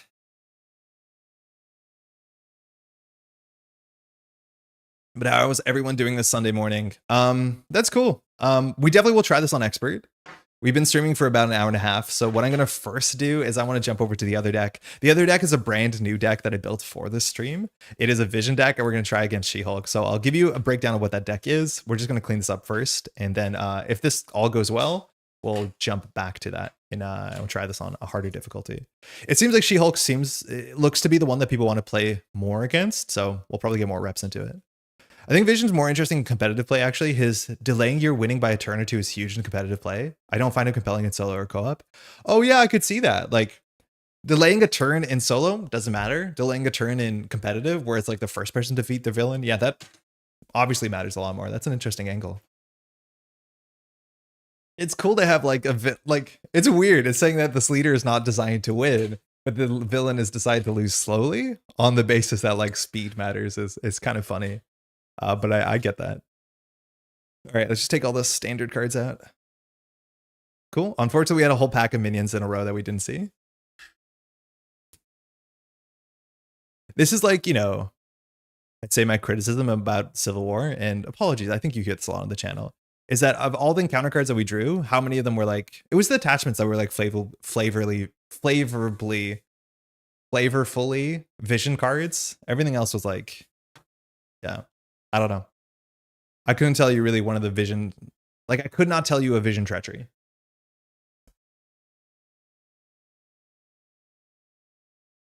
Okay, so this we're gonna have to put in. This is standard. We're gonna need that. Okay, we have a healthy pile of cards here. All right, we'll talk about She-Hulk in a second. Ooh, Ground Slam. That's good. I accidentally picked up a couple of these Vision She-Hulk cards. But she'll be waiting for us in a second. I have no doubt that'll be an issue. Let's do villain name She-Hulk, side 1. So that's her. 16 hit points. I think she has the most hit points out of any leader. I'd be surprised if that wasn't the case. But our hero is now going to become Vision. So we're going to swap sides. So this is Vision. I don't have a lot of experience playing Vision. I looked this up, and Vision was a character that I just hadn't ever played expert on before this week, where I played 2 expert games to prepare for the stream to make sure the deck like makes sense. Vision is neat. Vision is a form flipper, and form flippers are just kind of fun. They allow you to play with the form flipping cards, which are a lot more consistent in a character where you can control when you form flip. And the big thing here is that our stats are very strange: 2 thwart, 0 attack, and 0 defense. However, we can change our mass form with an action, and our 2 mass forms are really important, and they give us downsides, like actual restrictions, which is not exactly what we saw when it came to the last character we just played against. Because specifically, when we're intangible, we cannot interact with many parts of the game. We can't attack, and we can't defend. And that doesn't just mean basic attack, it means that we cannot play defense events. We cannot play attack events. You literally cannot do anything if the villain attacks you. You can just sit there and take it. And that's it. But luckily, we reduce the amount of damage Vision takes from each attack by 2. Now that matters, but the fact is, well, we don't have a defense stat, so you can't really use that. But if you have a handful of defense events, you can't play them. I do want to say I know a lot of people play Subdue in their division decks or in their Vision decks. I don't have it in this deck because this is the closest to a defense event that isn't defense traded. So this is technically not defending, but it is a way to Vision to make say that the villain has -5 attack when you're intangible. I don't like this card. I feel like playing 2 resources for -3 attack is just not it for me. I think there's other ways in defense or in protection, excuse me, to give yourself good defense, whether you want to play energy barrier, energy shield, stuff like that. I know people were pretty hot on this card, and I think they probably came around at the same time, so that makes a lot of sense. But I've almost never played this card. I've only played this maybe because it's a hero interrupt, but you have enough hero interrupts in Ghost Spider and protection anyways. If you flip yourself over, you're dense, and dense has some good payoffs. Firstly, you get +2 attack and +2 defense, so now you become a 2/2/2. Notably, you can still thwart in dense side, which is really important. That's really quite nice. But response says after you change to this mass form, draw a card. Now, because you only can change mass form once per turn, and Vision doesn't have any cards, I don't think, that says you can change your Vision, your side, your mass form. This means that the most you'll get off this is 1 card draw every 2 turns, and that's only if you're changing form constantly. And that kind of, to me, seems like you do always want to be swapping from form to form to form to form, because getting the extra card draw every 2nd turn is like quite nice. You do have to watch out, though. You have Vision cards that some get different based off the one sides you're on, but you have a whole bunch of Vision cards that you cannot play if you're on the wrong side. So that sometimes makes things a bit more interesting. One thing I do want to say about this side, Intangible, one of the good things about this is that you don't generally sweat minions. There's a bunch of like minion collecting decks or decks that have like scaling benefit for the amount of minions engaged with you. And say you play an aggression deck with the Bring It card, you can have like 3 minions in front of you. And if all the minions attack for like 0, 1, or 2, which is reduced to 0, they don't do anything. So then you can like flip up and then get an AoE attack. So like bombs away, I think Boom Guy published a list like this back in the day. But the idea is that you are aerial if you find the right upgrade, but you can just kind of wipe the board. And that's nice. That's really cool. There's some scenarios where you interact in this sort of like Tigra-esque way where you can just collect minions and let them like not do anything to you. All right. Let's talk about the deck itself. Vivian is really good. Notably, one of the weird traits that we have in Vivian Head is Android, and there's actually a whole bunch of nice Android cards in the deck or in the game that you can play that ready Androids. And Vivian comes in for 2, which is really nice. And either she has 3 attack or 3 thwart based off the side you're on. That's very good. And if you can ready and heal Vivian, which turns out we can do very consistently, she is always what you need. Especially when you play solo, having 3 thwart on the same character is fantastic because you can pop a lot of side schemes on the turn they come in on, and that's just really, really quite good. Vivian's awesome. We also have 616 Hickory, which allows us an alter ego to go search for Vivian because we can grab any Android ally from our deck or discard pile. So Vivian can just constantly show up, and there's very good reasons to do that. Notably, she's a champion, so you can't like reduce the cost very easily with what's it called, with Avengers Tower, but you could reduce your cost with team building exercise for the Android synergy. I realize I don't think I have my deck ordered in a reasonable way, so we'll just talk through this. I do want to say this deck is just kind of like a good stuff deck. I do think there's interesting things you can build with Vision, like we kind of mentioned, that are like bespoke Vision decks. This is definitely not exactly a bespoke Vision deck. It's just a good stuff protection deck where Vision has some really interesting points about it, but like overall, it's maybe not the most exciting Vision deck. Solar Gem is fine. It gives us a wild research generator and the aerial trait. We don't use the aerial trait. Visionscape, I don't often rush down. It's not bad. It gives you retaliate 1 or stalwart. There's certain scenarios where you really care about that. It's nice that you can jump down to intangible just to shake the stun or confuse. That's really cool because you can just jump and gain stalwart for like a second, even if you just go down to alter ego right away. But yeah, that's fine. It's not a card I rush down often. Density Control. This card is not bad. It's a 1-cost superpower. We have 2 of these. That's nice because we have a deft focus, so superpowers can be cheap as much as we are always playing a superpower every turn. It says after you change mass form, discard this and then search your discard pile for a Vision event. It helps. It's a really nice toolbox because you have a lot of these cards that you don't want to play when you're in the wrong form. So you can just pitch them to other cards, then change form and then get them back, or get your 1 defense card back, or get your 1 big attack back, or whatever it is. It's a very flexible card, but I don't rush this to the table that often. Vision is sick. I should play Vision someday. Don't tell Boom Guy. Vision's really cool. And like Vision is very flexible. I think that's the thing with the Vision I appreciate.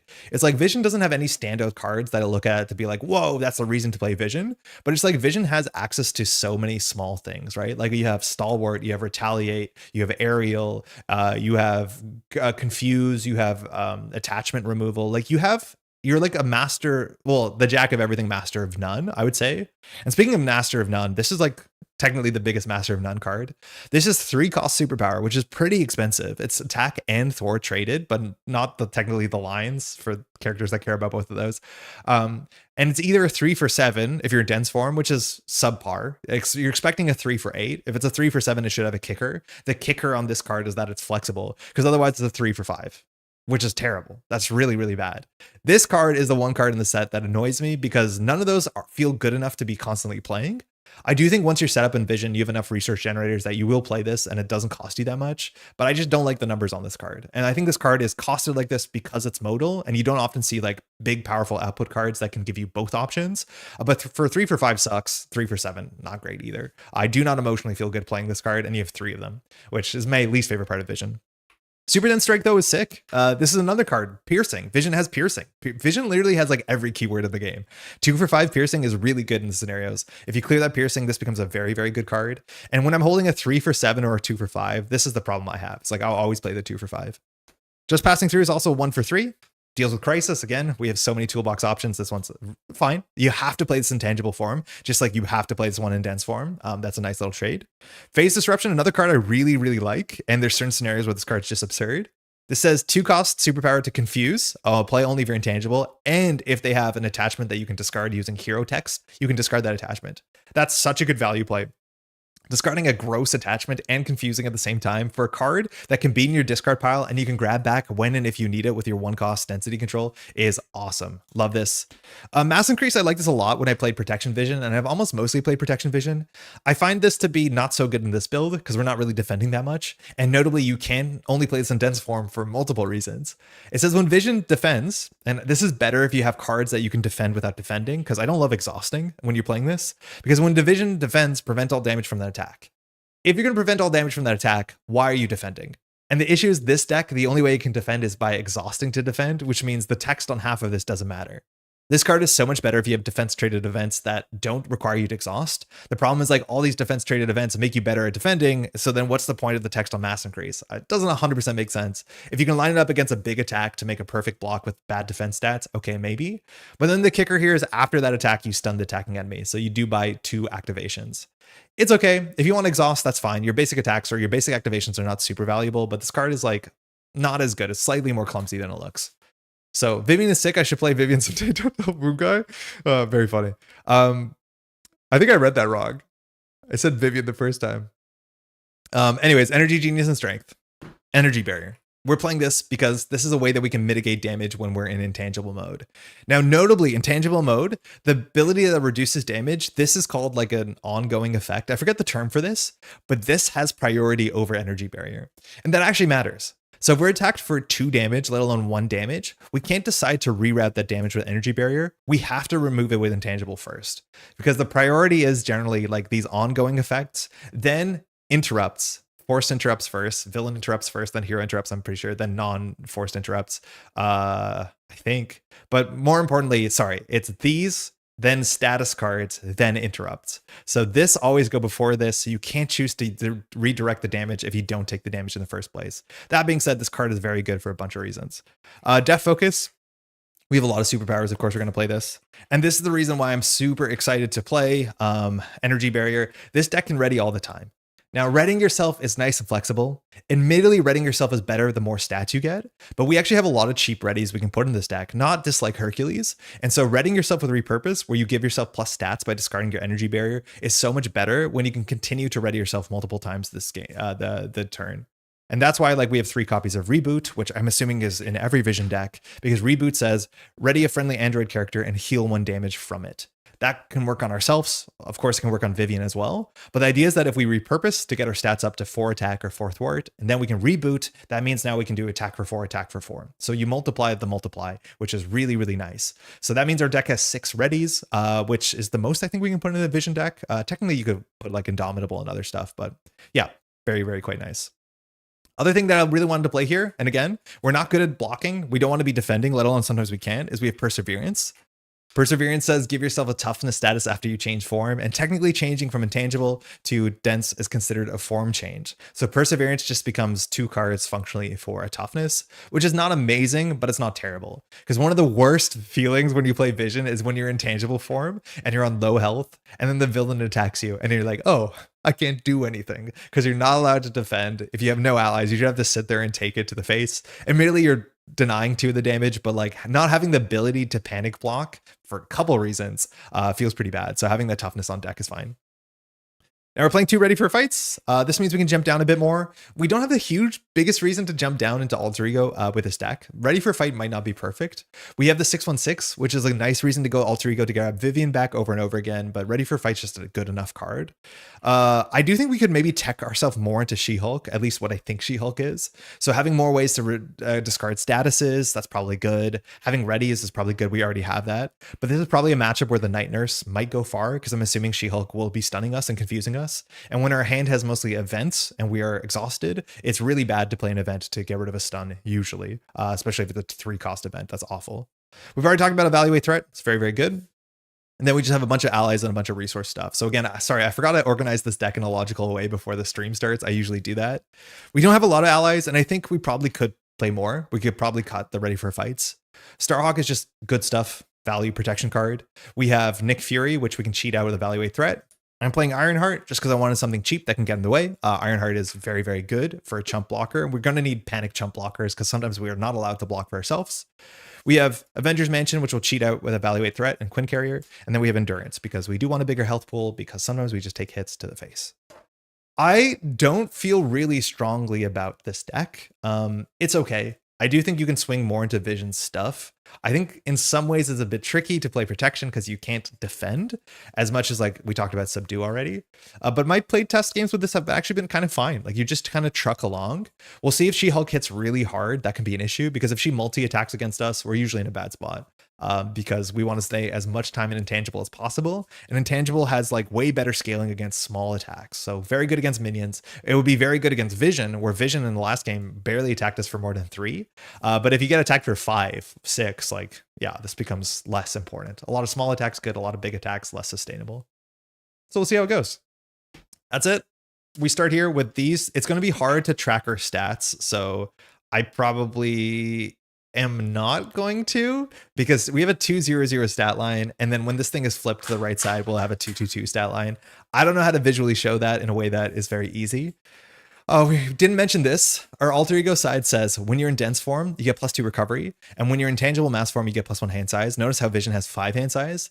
Very frustratingly, the ruling is that you do your hand size mulligan before you do setup. So you actually don't start the game with 6 hand size as much as you're meant to start the game with intangible. I can't tell if that was intentional in playtesting or not, but the ways the rule is written, vision will be starting with 5 cards in hand on the opening hand, which let me tell you, opening hand is so important. It sucks that it is that way, but that's how it is. All right, we're gonna give this a shuffle. Let's talk about the villain. It's She-Hulk. We do not know what she holds for us, but we do know this is her. She starts with 16 health. Setup, we find a copy of Superhuman Strength. My guess is that this is not permanent because there's multiple in the deck. So that's probably going to give her +2 attack. She probably is going to stun us when it hits. So again, probably should put a Night Nurse in here. Force response, after an alter ego changes hero to hero form, deal 1 damage to that hero. So we're actually being attacked for changing form. If that's the case, I'll probably take out Ready for a Fight, my guess. I don't know. Maybe Ready for a Fight will be good if we have to change form a lot. But yeah, I could see... Oh, what does Superhuman Strength do? I could see like having a way to discard statuses to be pretty good. So maybe we should play Night Nurse in this deck. When She-Hulk attacks, this attack gains overkill. Oh, so she doesn't stun us. Discard this card. So she's going to attack for 4 on turn 1, and overkill means it's harder to deal with that.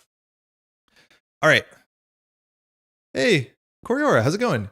You back to your standard microphone. Your content and knowledge of the game is great. Appreciate your grind and effort. Thank you. Yeah, we're back to the standard microphone. I didn't like the other microphone so much. It definitely could be better. But yeah, I don't know. It feels like such a downgrade to me. I'm very critical of myself. Thank you, though. That's very kind. Glad you're enjoying this stuff. All right, legal practice should start in a game. Not you. Let's see if this one's a bit better. So this says 3 threat and acceleration. We don't need to clear that on turn 1. Threat cannot be removed from the scheme by heroes or allies. Interesting. Alter ego response after you change form, exhaust your identity. So we have to change down to alter ego to remove 3 threat from the scheme. So we're not capable of clearing this on turn 1. That's okay, but that means we should keep the Ready for Fights in our deck so that we can jump down. Now, the Superhero Registration Act, the back of them, they're the same. Let's see what the front says. Enforce the law. Okay, so I don't think I'm going to show you all the counter sets because my button is broken, so we'll just show them a bit on screen. This is Enforce the Law from Registration. I think there's 2 cards with the same set. Oh, okay, so I think we've seen this before. We have only a bit of Stun or Confuse, so Steady will go hard. 7 threat. The next one should be 9 threat. I guess we didn't see the next one for Vision, huh? And that's it. Let's talk about the counter sets we're seeing. We have Shield Operators. Again, this set seems like it's slightly fractured. So Shield Operator, I guess I can show the cards. This is a set that cares about shield stuff, which we've seen a whole bunch of those when it comes to registration or resistance. I don't know which side this is. It looks like this is one of the missing pieces if you want to make the 4 or 5 set Shield Operator or Shield set. So that's in here. We have some Thunderbolts. So we have Atlas. We have Penitence. Who's this? Atlas, Songbird, and Penance. These all have the sort of like kind of, you know, what you'd expect. 1 stuns, 1 confuses, so on and so forth. I don't know what to say about that. Taskmaster's cool. Taskmaster is built around the Taskmaster minion, and there's a whole bunch of attachments. So it's kind of like Moon Knight, which we didn't really see, where there's 1 strong minion and a bunch of things that interact with the kit. So it's a bunch of attachments. And then finally, we have this set, which looks so cool because I don't know who these characters are at all. We have Jester, who has a yo-yo of some sort, and we have Jack-o'-lantern, who seems to be floating along on a platform. I don't know who these folks are, but I'm excited to see them. They seem kind of interesting. And then we'll shuffle this up. I'm scared of She-Hulk. Everyone said She-Hulk is scary, and I'm not super confident about this Vision deck, so this could easily go pear-shaped. We'll find out. All right, we have to do a whole bunch of shuffling. Yeah, my voice is giving out. I'm streaming for less than 2 hours. We got this.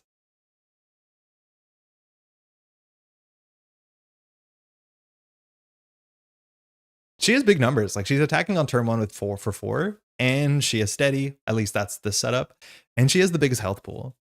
Like, you could argue that Vision's health pool is actually inflated because we ended up losing like 4 or 5 damage to Vision based off of the intangible side. So Vision's health pool is probably a bit deceiving.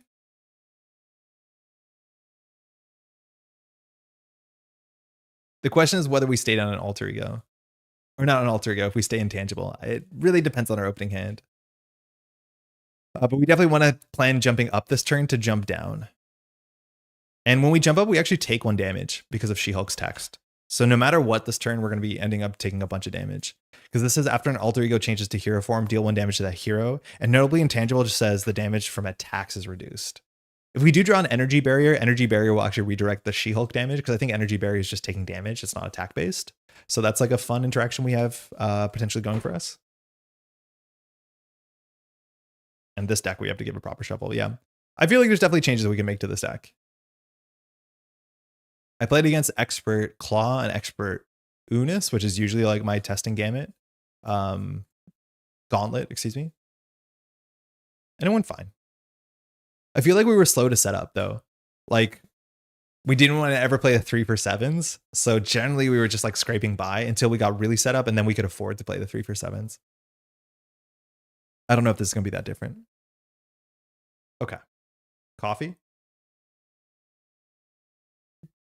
Just oh so cold. Let's go. Again, as we mentioned before, Vision only has 5 opening hand size because this setup doesn't happen until after your mulligan. Unfun, but we'll do it. All right, Phase Disruption. Whoa. I mean, that's perfect. We can't confuse her because she's steady. We'll give her half a confuse, but that gets rid of the superhuman strength. So that, like, there's some value to that for sure. I put that in the probably keep pile. Repurpose is useless until we find one of our techs. This deck doesn't have any techs built into the hero's kit, so it's only the energy barriers. So whenever you find an energy barrier, you really have to consider playing it, because otherwise 2 other cards in your deck are dead. A reboot's never bad. Reboot's a lot better if you have damage on you. You can still play this if you're at full health. I would probably not keep this, because this is just basically a 2 thwart for 1, which we can't really do much with this on this turn, so we probably don't keep this. Avengers Mansion. Again, not my favorite card. With 5 hand size, it's super unlikely we'll be able to play this unless we draw a double here. We did drew a just passing through. Unfortunately, this is also kind of useless because there's no threat we can clear on the table. So I think we just duck these, and then we're trying to look for a deft focus. We're trying to look for the Quinn Carrier and a double. Okay, reboot, no good. Are we gonna have 2 really bad mulligans back to back? It's not gonna be good. Solar Beam. Don't love this card. Don't want to pay all that damage for 3. Energy's nice. Solar Beam. 2 games in a row, 2 terrible mulligans. This hand is awful. No setup cards whatsoever. In fact, we can't even play this hand functionally. If we do jump up to dense mode, like I think that might be a reason why this card feels so expensive, is when you jump up to dense mode, you draw a card. So that's okay. I don't think Phase Disruption actually removes superhuman strength. It's not a hero interrupt. Oh my God, you're right. It's not a hero interrupt. I read interrupt and I didn't realize it was forced interrupt. Yeah, we can't actually keep that. Okay, so I need to retcon the mulligan. Because yeah, it says forced interrupt. I should have read it carefully. So if that's the case, we're never keeping this. So apologies. We would have full mulled. It's better. A lot better, in fact. Good catch. Hey, Shmendrick. Happy Sunday morning. Good people. Vision is boring but highly effective. Glad to see him on the table. Yeah, maybe that's correct. Boring but effective. Let's just say toolbox. Flexible. There's other ways we can do it. Okay. So not great. I do think like this is at least a proposition to me. If you stay in intangible, it's like you defend every round with 2 defense. If you jump up to dense, you draw a card, but then it's like you actually have to defend 2 to get your defense stat. She's attacking us for a lot. We're going to take like 7 damage on the first turn. We could die on turn 1. I realize why now in chat people are saying you can die on turn 1 because we didn't draw any allies as much as she has overkill. This is ridiculous. Okay. That being said, this hand is not good. These cards don't do anything. So I guess we literally have nothing to do. There's no thwarting that can be. This is frustrating. There's no thwarting that can be done. So I guess we're just sending damage to She-Hulk. Because we can set up the Quinn Carrier, but there's no damage that can be done. No thwarting. Sorry, there's no thwarting that can be done. All right, we'll jump up to hero mode. So I'm assuming here that we should just flip to dense. Otherwise, this hand is unplayable. Reboot does nothing. Solar Beam does nothing. Quinn Carrier does nothing. This hand has 1 playable card. So I think we're going to legally have to jump up to dense form and expose ourselves to a bit of damage. Now, before we jump up, again, so I don't forget, when we do the villain side, after an alter ego changes form, we take 1 damage. So we're already down to 10. We jump up to dense, which we can change once per turn. We draw another card that doesn't do anything. Okay, at least this turn, we can't defend here because we have to jump down to recover because we're going to have to clear that by jumping down this turn. So, not good. This is really ugly because this will be a 2 threat and then jumping down you can't recover. Yeah, that's fine. So we're just going to send damage and set up. So 1, 2, 3 for Quint Carrier. That's a good part of this opening. And then we'll just do a 7 damage attack. Exhaust for 1, 2, 3. Solar Beam. 7 damage to the villain. Down to 9. And then we'll attack for 2 because there's nothing else to do on this board state. We'll pass. We draw 5. Let's go. Super Dense Strike. Okay, this is 5 damage with Piercing. Nick is here, which is good. As much as we're jumping down, Nick is not that great. Evaluate Threat means we can get the Venger's Mansion back. Even with Nick, we can do it. Very, very good card. Very flexible card. There's the Energy Barrier with, we have 2 more reboots in the deck. Or not reboots, repurposes. So we probably need to get this down because otherwise our cards don't do anything. And we have the Hickory, which Hickory means if we jump down on the 6/1/6, we can actually go get Vivian and Vivian can clear. Oh, I put myself to negative 6/6. Oh, hold on. Recover 616 health. Nailed it. 6/1/6 is just really good. Yeah, if I type the number and just pass it, it does it damage to me. So that's the most damage we've taken in a single turn. All right, this goes to 2. Has no active text. She-Hulk attacks us. She's attacking for 4. Then we get rid of this. It has overkill. We're just going to take it. 4. Boost, Ground Stomp. I do think She-Hulk has new art in her set. I don't think Vision did. Sorry, wrong Ground Stomp. Exhaust the character. Jesus. Take 4. We could die on turn 1 if she attacks again. So now we can't recover. She-Hulk attacks you. Give her a tough status. Yeah. It's not likely we die on turn 1 here. But yeah, that's a bit much. 1, 2, 3, 4. We're down to 2 health. Yay. Okay. This has new art on it. This is like, I think the cover art from Synthezoid Smackdown. There's like a couple cards that have new art. I'm not sure why. Like they commissioned some art, but not enough art for everything. Like 1-2 Punch, this was probably acceptable. The one that they had for Captain America that they changed the art, that one made more sense, I guess, but because it shows you fighting heroes. I don't know, heroes fighting heroes, which is kind of the theme, but yeah, it's a bummer. It's only a couple cards in the set that have new art. All right, that's bad. We're gonna have to recover a lot. That was really, really bad. Now, if we were, and this is the big problem, if we stayed in Intangible, we would have recovered 4 health this turn. We would have been at 6. That is massive. Unfortunately, because our hand only had attack events and there's no threat to do, like it might have been in our best interest just to stay Intangible. But if we were Intangible there, we would have been at 6 health. Instead, we're at 2, right? Yeah, right out of the gate, she's hitting really hard. That is a not a pleasant on-ramp. Okay, so Super Dense Strike we could play, and it knocks the toughness out. That's playable. We could also just play Nick and see what happens. The thing with Nick is like Nick is our chump blocker, but if we're jumping down, we lose the chump blocker. We need to jump down though, but the problem is we only need to jump down when we're ready because of legal practice. So I don't think we jump down yet. So if that's the case, we probably just play Nick Fury, play Energy Barrier to keep ourselves alive. So we'll do 1, 2, 3. I mean, we could just fight her. I think we do fight her. 4. We'll play Nick. Yeah, if we want to jump down for legal practice, we have to jump down and exhaust ourselves, which means we also can't recover. This is like a lot of really, really, really mean interactions. Nick draws 3. Reboot, that's good. Strength. Ironheart, okay, that's good. We're coming back. Actually, really good hand. Really good hand. Genuinely good hand. Strength for Ironheart. All right, we have 2 chump blockers. We've seen one of the overkill cards. I'm assuming there's another superhuman strength because there's 2 in her kit. Draws a card. That was from the counter deck. I'll shuffle that. We drew an Energy Barrier. And here we have a big decision to make. Either we play the Energy Barrier or we play the Superhuman Strength or we play the Reboot and pass. Reboot is bad because it uses only one of our cards. We could do 5 damage and toughness. At this point, Ironheart can basically take the toughness out. So I think we play the Energy Barrier because it just helps us. It interacts with She-Hulk's text actively. Hey, Matthew. Love waking up on Sundays to your streams. Great content. Thank you, Matthew. Hopefully you're having a good Sunday. Good morning. Her side scheme takes forever to get rid of. She hits like a truck and she has like 4,000 ways to exhaust it. It's a really solid encounter set. Yeah. This is hard to get rid of. And then if you're jumping down to get rid of that thing, like you can't recover, which, oh my God, do you need to recover as soon as turn 1? All right, we're just gonna play the Energy Barrier. We have 2 more research generators in our deck. This has 3 counters on it and it redirects damage, which is super important. We will go ahead and jump down to Intangible because there's no reason not to. because if we're not blocking, we're not blocking. And that means if we jump up to dense, we can go get an extra card. Notably, we have actually pretty good recovery in alter ego as long as we're in dense form. We recovered for 5, which we probably will have to do.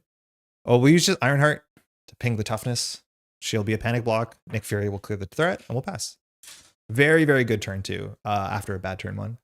I wonder if there's an encounter card that just deal 2 damage like a ground stomp.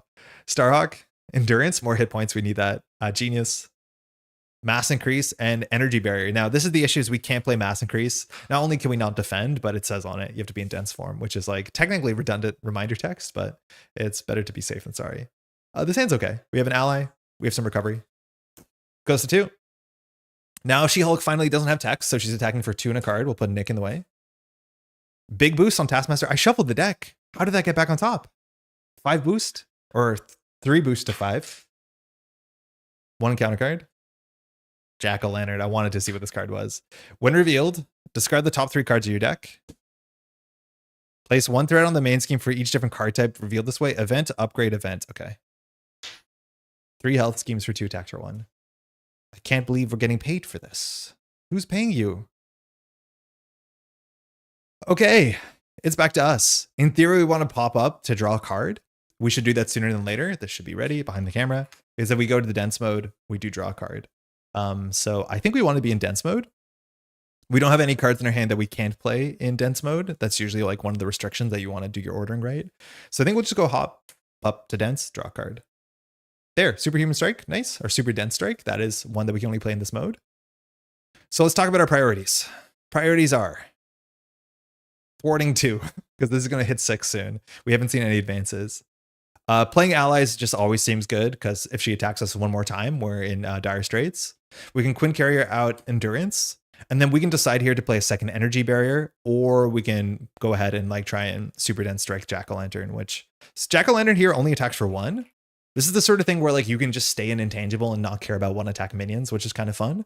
And in theory, Jack-o'-lantern will defeat itself to energy barriers in a short enough period of time. This is not a Change of Fortune deck. I think there's a chance you can make this a Change of Fortune deck. I always put Change of Fortune decks into decks that seem like they could do it just kind of passively, but they don't often in solo play because there's not enough minions, let alone, yeah, but you could see why you would with 3 energy barriers. And we have a way to get Retaliate. Yeah, I mean, that seems fine. I think that's what we'll do. So we're going to play Starhawk. Starhawk's really good. Just value-centric. Comes in with 3 health, which I forgot last time we played this. That's way more than I thought. Thwarts for 1, attacks for 2, and then bounces back to hand if you do 1 thwart into 2 attack. We'll see which order we're going to do this. We'll Endurance down the Quinn Carrier the other way around. So we just go up 3 health. Nope. That's it. So we recover 3. So we're at 5. Our max health is now 14. And then I think, I don't know, Energy Barrier is not bad because Jack-o'-lantern will die. I think that's probably better because Super Dense Strike knocks out Jack-o'-lantern, but Energy Barrier knocks out Jack-o'-lantern slower. So I'll just do 2 for a second Energy Barrier. And that just helps us keep ready. We're very likely going to block the next She-Hulk attack with, what's her face, with Ironheart. We will thwart for 2. Starhawk will thwart for 1. Because then we can use Starhawk to knock out Jack-o'-lantern after a single energy barrier hit. We'll pass. All right, it's fine. It's going. So far, we're not doing anything really cool with vision, but density control, that's a start. We definitely want our depth focus because all these things are really like relatively cheap superpowers, 1 or 2 costers. Repurpose means we have a pop-off turn, so we want to use one of our energy barriers down to 1. Another density, another repurpose. Okay, we could really pop off this turn. This might be a jump down turn, and there's the depth focus. So that means we can play one of these things for free. And the cool thing is when we play one of these, when we jump down, we can go grab the card that we need. This goes to 3. Villain attacks for 2 and a card. We'll block with Ironheart. Could we take it? Nah, I don't think so. So 1-2. We're going to be decking out. We want her in the bin. 1-2. Boost, focused, raged. But how do they make this card interesting? Reveal this card. She-Hulk gains Stalwart, classic. After She-Hulk schemes, discard this card. Oh yeah, there's a whole bunch of attachments like that. I have no way of discarding them until they fire. I think a couple of the other leaders have this. So this is like super symmetrical. I'm pretty sure this card has the exact same text in other leaders. Anyways, she attacks for 2. Ironheart gets knocked out. That would have been a good energy barrier turn. Jack-o'-lantern attacks for 1. We'll redirect the damage back at Jack-o'-lantern. And we draw a counter card.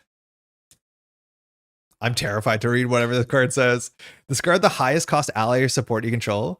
Place threat on the main scheme equal to its cost? The fuck?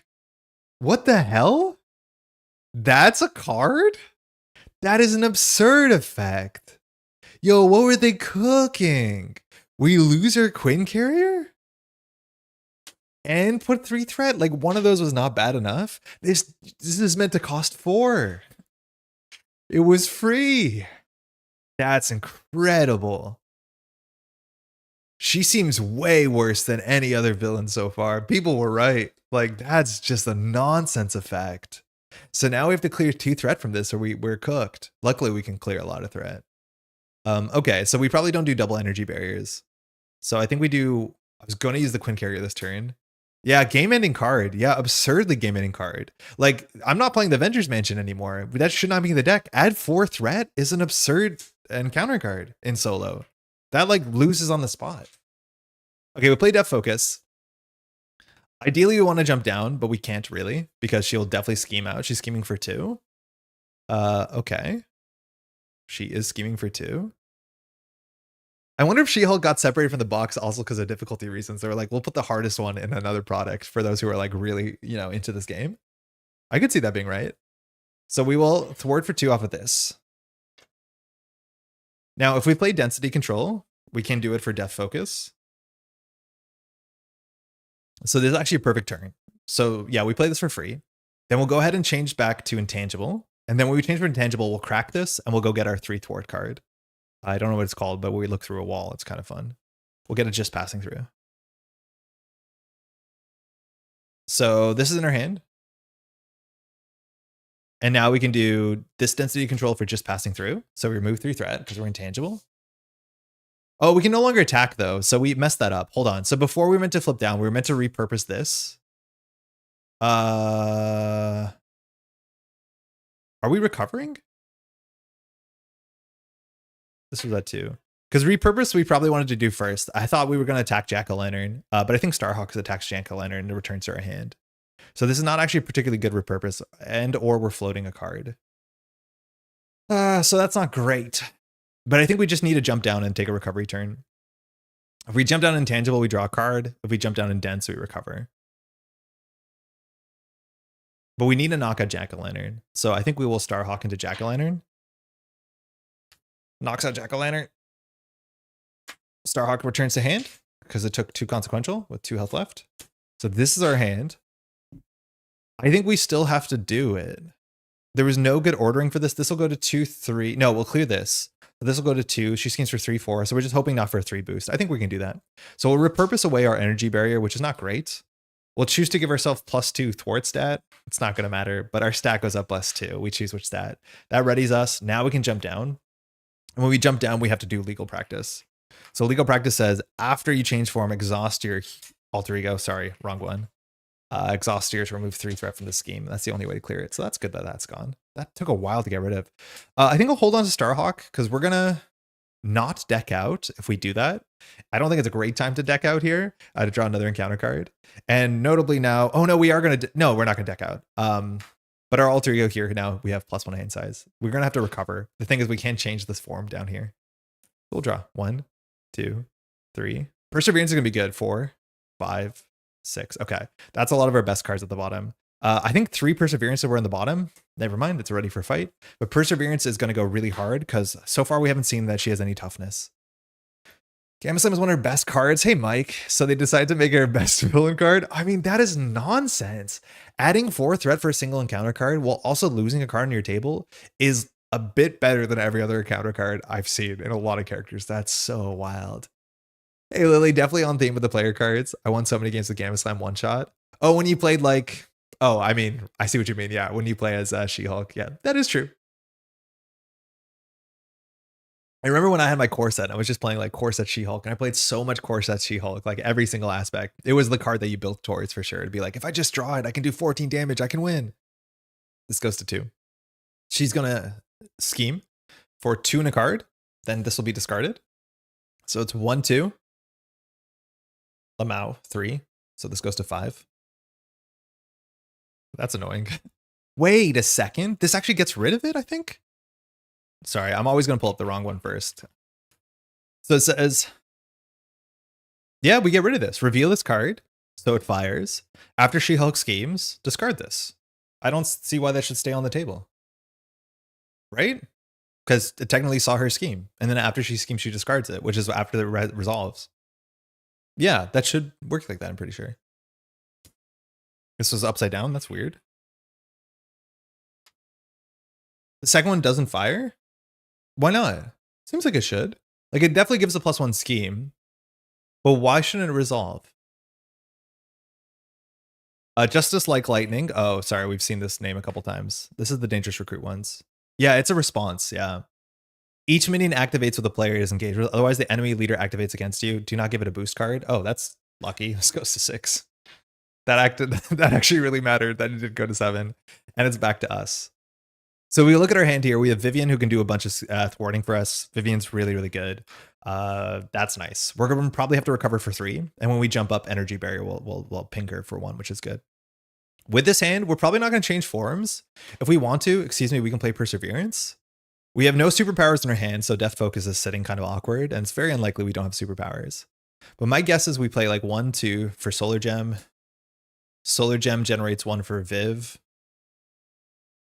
And we'll waste a card. I think we waste a card. We might hold on to our Perseverance because it seems good. But I think we just stay intangible here. And then we bring this down to 3. This is Vision's Cape, which is like fine. It actually might be worth holding on to this as the last card in our hand, because giving ourselves Stalwart is probably important. We haven't seen any Stun or Confuse. We've only seen Exhaust. Wrong Vivian? Did I open up the wrong Vivian?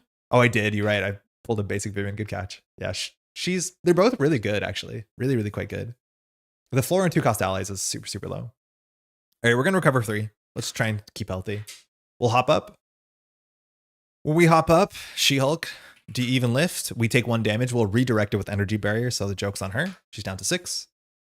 We'll pitch 2 Perseverances for a Solar Gem. Technically, we're aerial. Doesn't matter.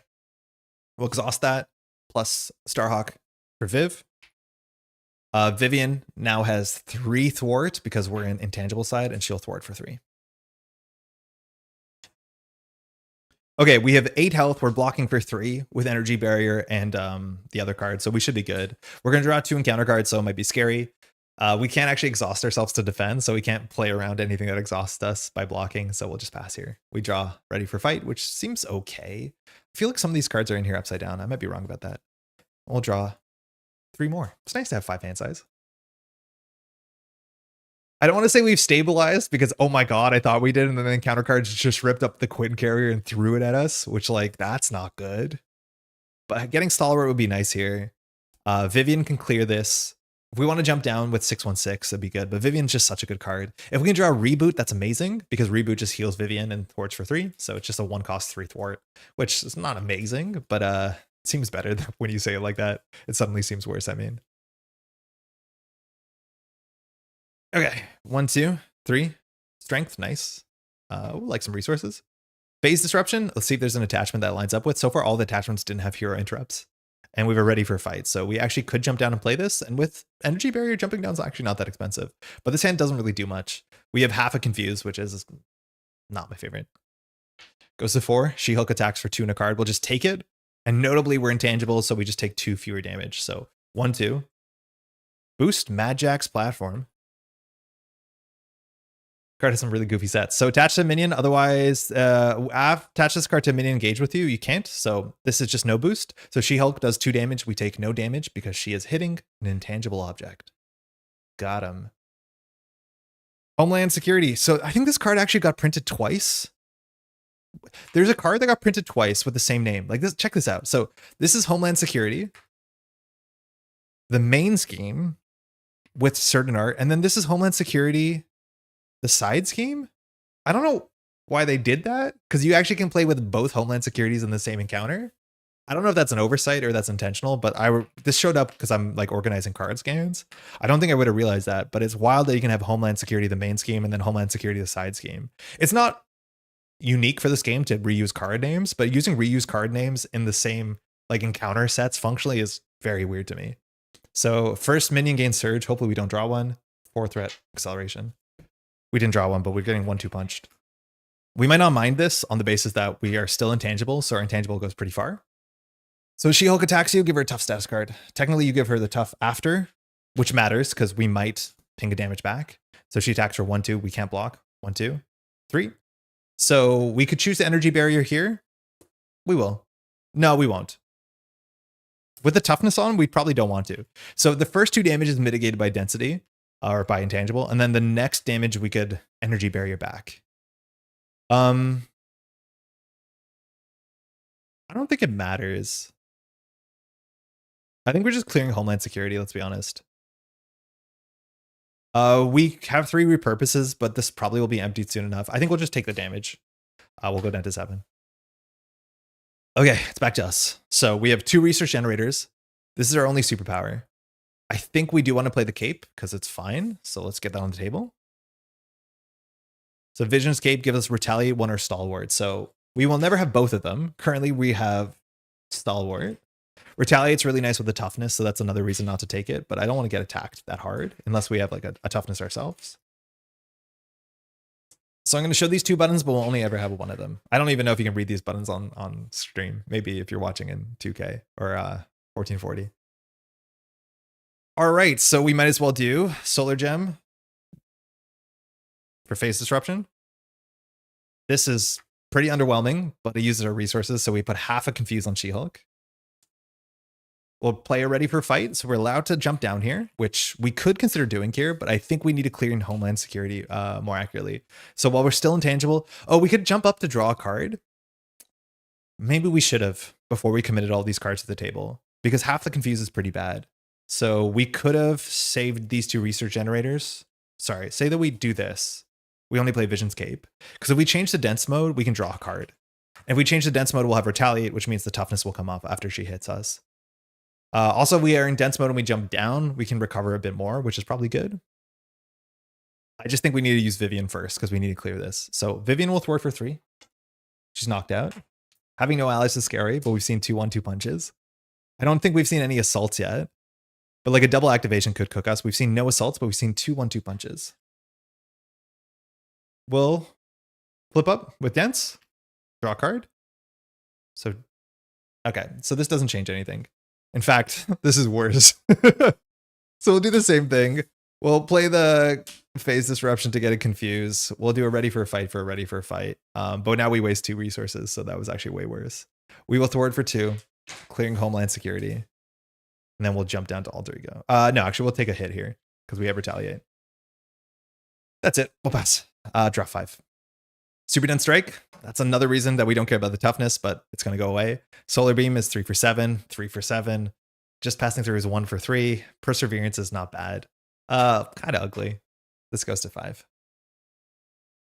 All right, She-Hulk is attacking us for 2 and a card. I don't think we're going to defend here. We'll just take it. So 1, 2. Boost. Ground Stomp. Is this going to exhaust us again?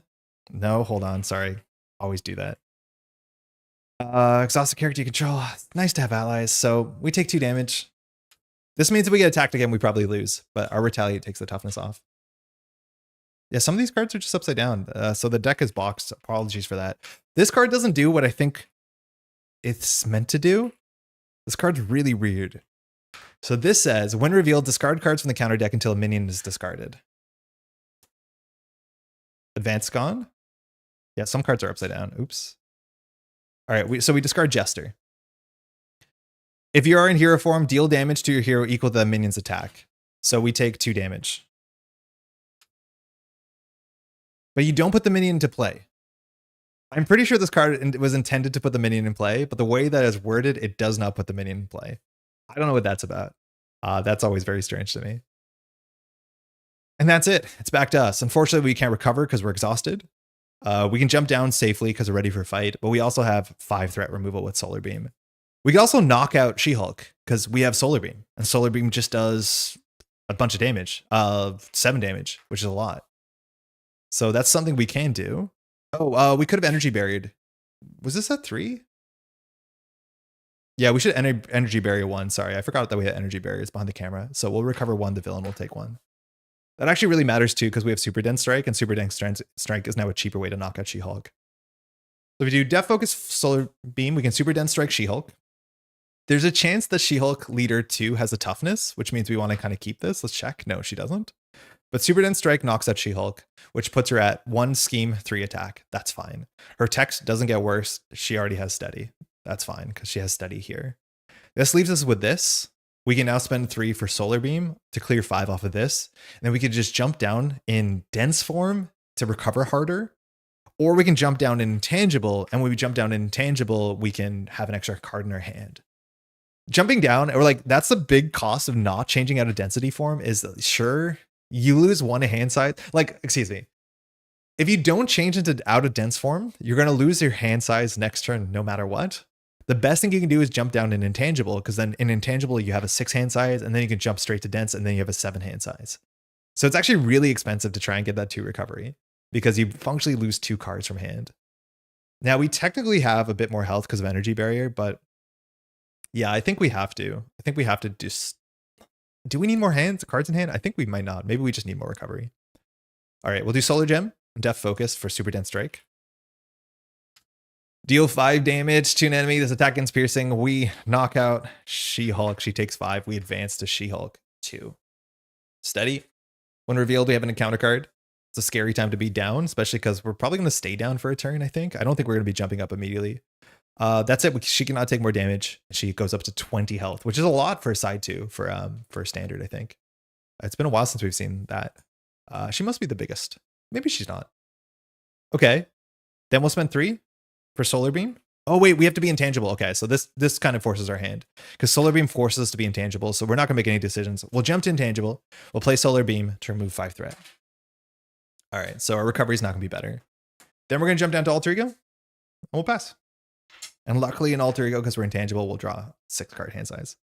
I don't think we're going to jump up with Ready for a Fight. We just have to kind of nurse our wounds here. Ironheart, nice. Density Control, nice. So we can look for whatever we need. Energy Barrier, going to need those. Perseverance is a cheap toughness, which we appreciate. Another Density Control, that's okay. They're not unique. And an Energy Barrier, so kind of a weird hand. This goes to 1. Now the villain, she doesn't scheme for a lot, so we'll let her. Schemes for 1 in a card. 1. Upside down card, 2 boosts, so this goes to 4. We draw 2 encounter cards. Yeah, some of these cards are just upside down. That's no good. All right, it's good to dodge an assault, so it gets Surge. Mimicked Move. This is a new card. When revealed, if Taskmaster is in play, he attacks your leader. Otherwise, give the enemy leader tough stats and a face down boost card. That is scary in context where if she schemes, this card will be here. We also definitely need to get an ally next turn because it means she's going to attack really hard. Atlas. Okay, so we have a minion. This is Atlas from, what's it called? Thunderbolts. I think this is going to stun us, right? When revealed, stun your leader. Yeah, there's a symmetric set of this like 3 times throughout this box. So we're stunned, 4 health. Stunned is not good. As long as we're in, what's it called? Actually, no, we can't get stunned. We have Vision Escape. We are immune. We're intangible, so we don't get stunned. Nice. All right, it's back to us. So, what do we have here? We definitely want to play an ally. Shouldn't be an issue. We have Ironheart. We want to knock out Atlas sooner than later, but if we're in intangible form, Atlas doesn't do anything for us because Atlas just attacks for 2. So we can leave Atlas on the table, and Atlas we can shrug. So that's fine. That means we won't fire Perseverance. This hand is a bit soft if we don't fire our density controls, but I think we start with Ironheart and see what we draw into. And if we just like max out energy barriers, we might be in an okay spot. I think here, this is going to go up to 5. We have 1 more advance left in the deck. I'm just going to make sure these are all the same direction before we have to worry about that. Okay. We'll just shuffle them, I guess. Random not a Marvel question, but have you been following the development of Hub World Eidolon by Earthborn Games? Hey, Crunk. Sort of. Not really. I played like 1 game with the demo deck. As a Netrunner player, like Hub World obviously is like a similar concept in a couple ways to Netrunner, and that's always going to be kind of interesting. As much as like comparing yourself to Netrunner is like sometimes a hard thing that you want to do because it reminds me I can play Netrunner. I think I recently watched one of their YouTube videos where they played it on not on the stream, but there was like 2 people from the Earthborn Games playing it, and they did a good job showing the cards. But it's the sort of thing that I definitely want to play more of because the demo decks that I played, we didn't know the rules. The decks are like not really focused. They're kind of showing you a bit of everything. And the rules are like very, very different. They took a while to grok because the game does a lot of things that you think would be a certain way, but it turns out to be a different way. My overall thoughts were like card games like this game or like Netrunner, where I can take 3 or 4 actions in a row, then my opponent takes, you know, the villain phase or 3 or 4 actions in a row, as opposed to the game where you trade off actions back and forth. I feel like the trading off actions back and forth, I don't actually like as much. It means obviously like timing is much more important because the cost of doing something, even if it's free, doing it on this action or doing it on the last action really depends, because then it sets you up for other stuff. If you've played those sort of games like what's the other one called? Damn, there's another game like that I played someone recently. That stresses me out a bit. The other thing that like surprised me about Hub World Eidolon is like it seemed like it was meant to be more accessible in some ways than Netrunner, which like is a feature, it's a quirk of Netrunner. It does have a high learning curve, but so much of Hub World Eidolon seemed to happen at instant speed, right? Like just about every card has the ability that you can tap it to generate a resource or a card draw at instant speed, and that seemed pretty antithetical to being like very friendly. Because the idea is like now the timing gets really, really, really, really interesting, where you have to understand all their cards that can tap for at instant speed, get a resource, they can tap this for instant speed. Like it didn't seem as like for a game that was seemingly meant to be like a boiled down Netrunner-esque game, and maybe it's trying to be further from that. It was strange how crunchy those system is. I definitely want to play more of it though, because I have no doubt also right now the game is very different. I didn't kickstart anything. Kickstarting things from Earthborn Games is like very expensive. As a Canadian, like shipping anywhere is really, really expensive. But specifically because they print things locally, at least Earthborn Rangers did. It's the sort of thing like if I pick it up, it's at a store that bought it and paid for the shipping themselves. How's your experience been with it? I have friends who are doing art for it, which is cool. I like a lot of the art. Hey, Robert. There goes the Smackdown. Yeah, we just got all the scans today. Shout out to Unicorn. So this is sick. All right, I'm gonna recover 3. I think I'm scared. I'm just scared. She-Hulk is scary. She's getting us. So we're just gonna recover 3. We can't change forms. So 3 health is not a lot for an activation, but that seems fine. We'll flip up. Atlas again. We made that Atlas Shrug joke before. It was perfect. We won't make it again. So we'll do Solar Gem. We're not going to flip forms, so we'll get rid of Perseverance and we'll play Ironheart to draw a card. She's our other panic blocker, which we're going to use her immediately. So she draws a card. Give us a double. Okay, we're not going to play that, I don't think. We could, but we're probably not going to. I think we're just going to max up on our, what's it called? On our energy barriers. All right, Ironheart, she's on the table.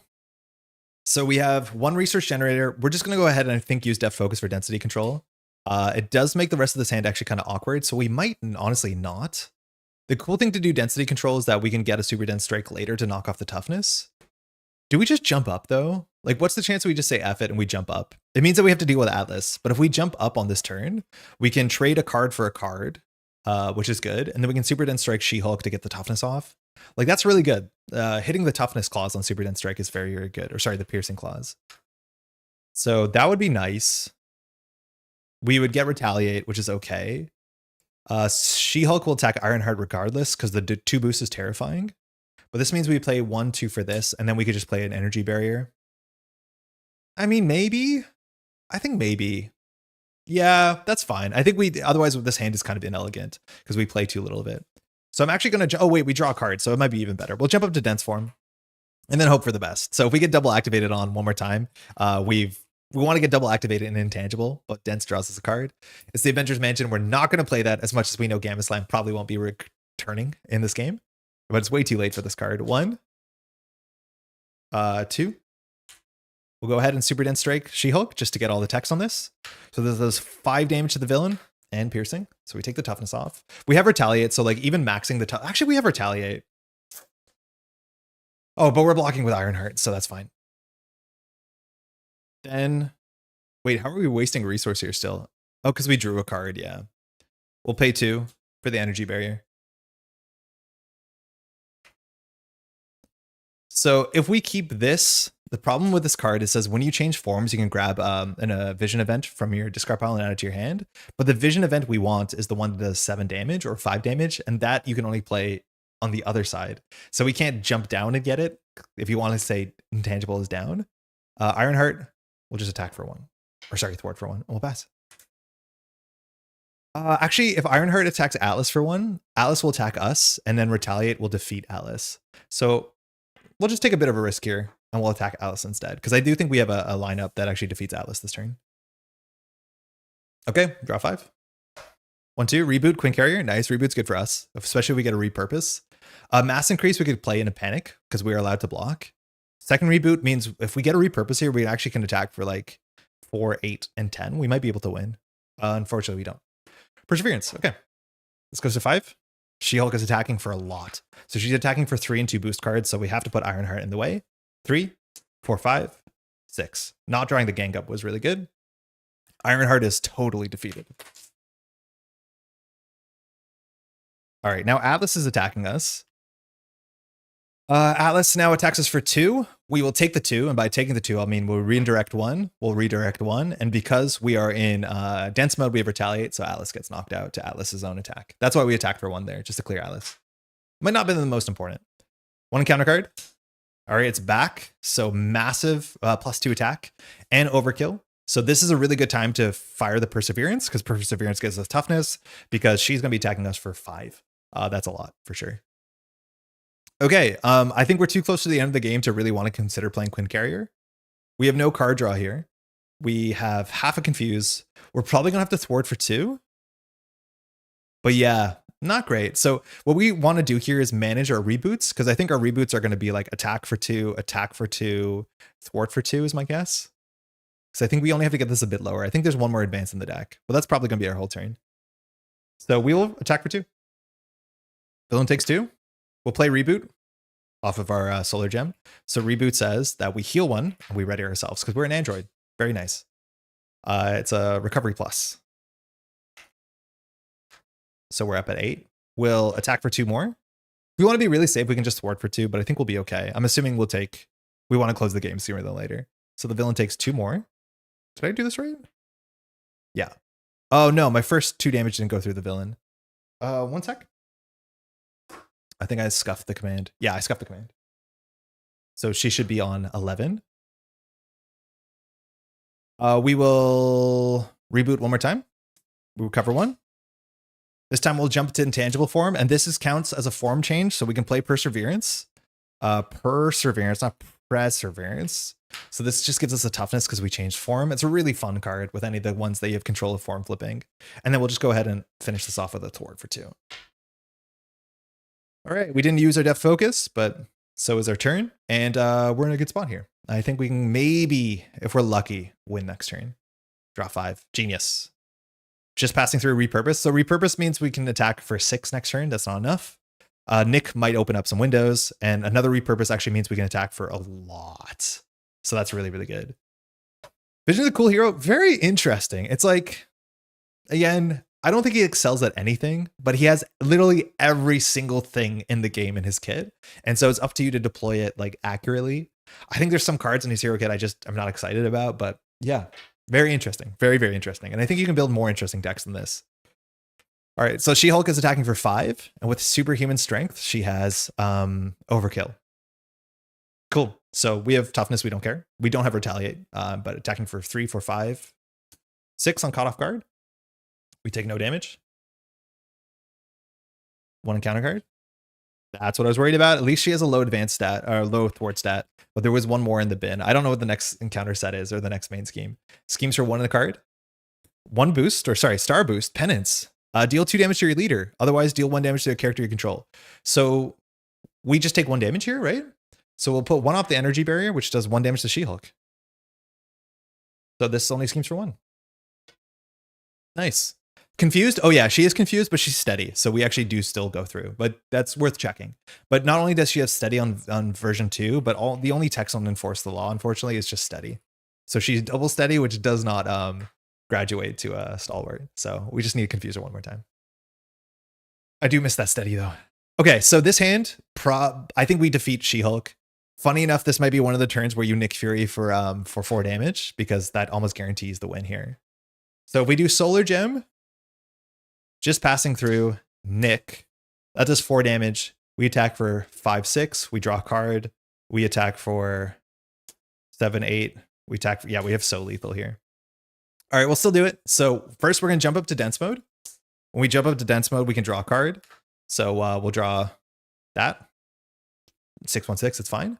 We'll do 1, 2, 3, 4. We'll play Nick Fury.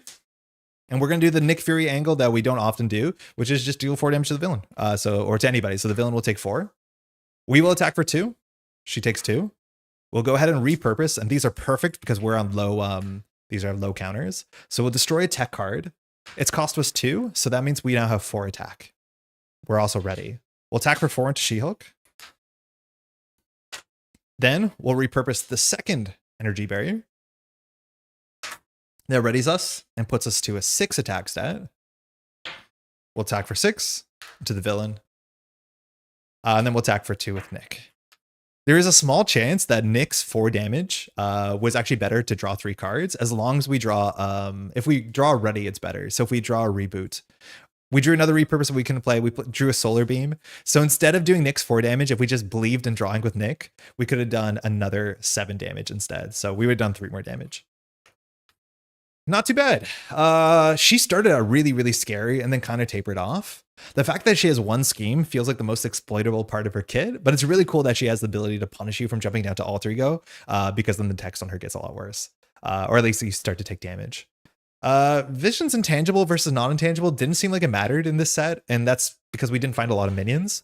I think there was, unfortunately there was like 3 minions at the bottom of the deck, but we're really good at dealing with small minions, and by good I mean like we like leaving them on the table, which that's a cool thing we can do. Vision's neat, and Vision can pop off, and setting up for the like play your energy barriers because you know the future will bring you a good repurpose turn is quite nice, especially when you have the reboots. Too easy. I love it so far. So this is in terms of hub world. I love it so far from what you've been bringing up with how it's very chess poker designed of it, where you can bluff, take risks, and get rewarded or punished accordingly. Each faction plays differently. Everything you're describing there like describes Netrunner, and I just want to be very clear that in terms of an audience for Hub World Eidolon, I'm definitely a very weird camp because I've been playing Netrunner for over a decade, and I'm like really entrenched in the community. I've been making like content for a while. So all the things that you're describing, like bluffing, same thing with Netrunner, like an entire faction of Netrunner. It's not faction, but it's asymmetric. So one player plays the corporation, they place all their cards face down. They can put cards on the table and advance them and say, you don't know if this is an agenda or it's a trap. Like it's all about bluffing inherently and risk management.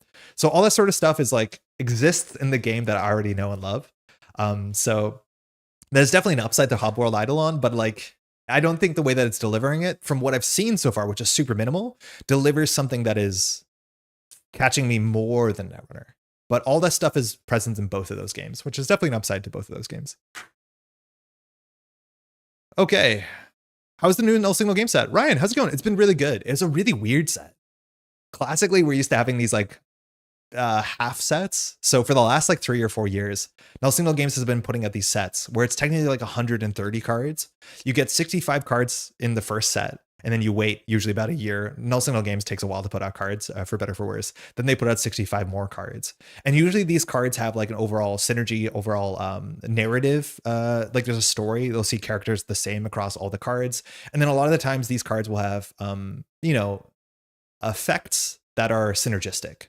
So for a while, a couple of years ago, we had the Borealis set. The Borealis set introduced a couple new keyworded mechanics like charge or mark or sabotage. And so you got a lot of cards that were sabotage cards, and they work really well together. That is probably more, I guess, ham-fisted the way that it sounds to some other sets, because some other sets will be like, oh, here's a character that wants to take tags to install connections cheaply. So here's a bunch of connections and here are a bunch of ways to get tags. But those cards are also very, very playable in other characters who don't care as much about tags or connections. Why I bring this up is this set was very weird because this is the first set that was designed by the development team first, as opposed to the design team. The design team are the people that have like a really high level idea and they like make, bigger concepts. But the development team is like more plugged into like numbers and organized play and like the standard ban list team and stuff like that. So this set was 65 cards, but there was no overarching narrative besides mostly being on the moon.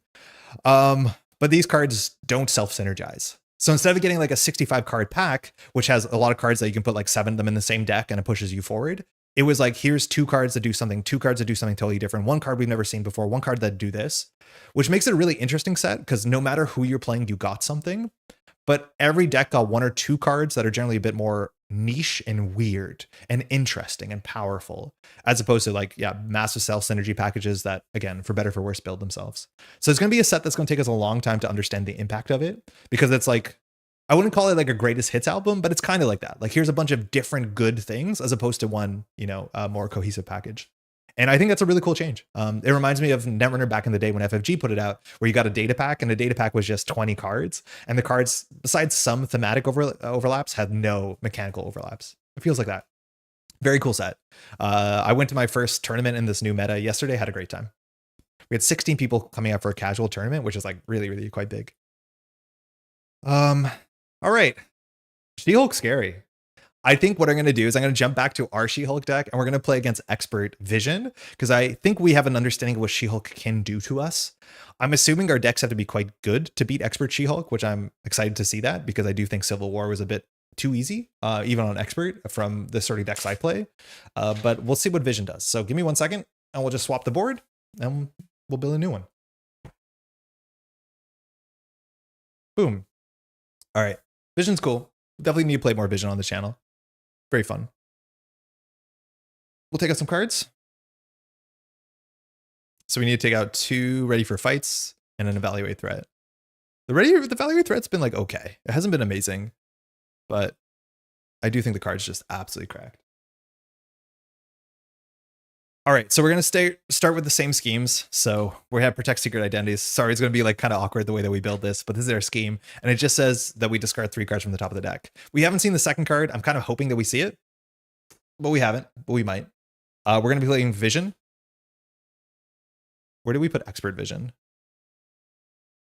Where's Expert Vision? Oh, I found him. So Expert Vision won't be any different. So we'll do villain name Vision, starting on 3. So it comes in with 18 health, setup, find the mass form attachment, starts in play with dense side. So as soon as he activates, it will swap. So now he's attacking for 3. This is just like Vision 2 was last time. Hero name, we are going to be playing She-Hulk. Okay. And then we have to shuffle all this together, and we're going to be adding the expert cards. Did you build 1 deck for 2 different heroes? Sort of. These are the only overlapping cards, or that's not true. These are the only overlapping cards that I have a limited amount of my collection. Technically, we do have 2 decks. So our She-Hulk deck is kind of very similar to the one that we played on the channel before a couple months ago. And it does have some overlapping cards, like Nick Fury's in here, right? But we did build 2 different decks to be able to see both of these characters against both of the other characters, which I thought was kind of cute. Okay, so I have to take out the standard cards. We're going to add the expert cards. I think we drew way more of the She-Hulk cards in this than we did Vision cards in the last encounter. And She-Hulk, we definitely felt her. I don't think we felt a lot of what Vision can do. Like when we last played against Vision, Vision just kind of was there and drew some attachments. But She-Hulk definitely made us care about her, which I'm very excited to see that.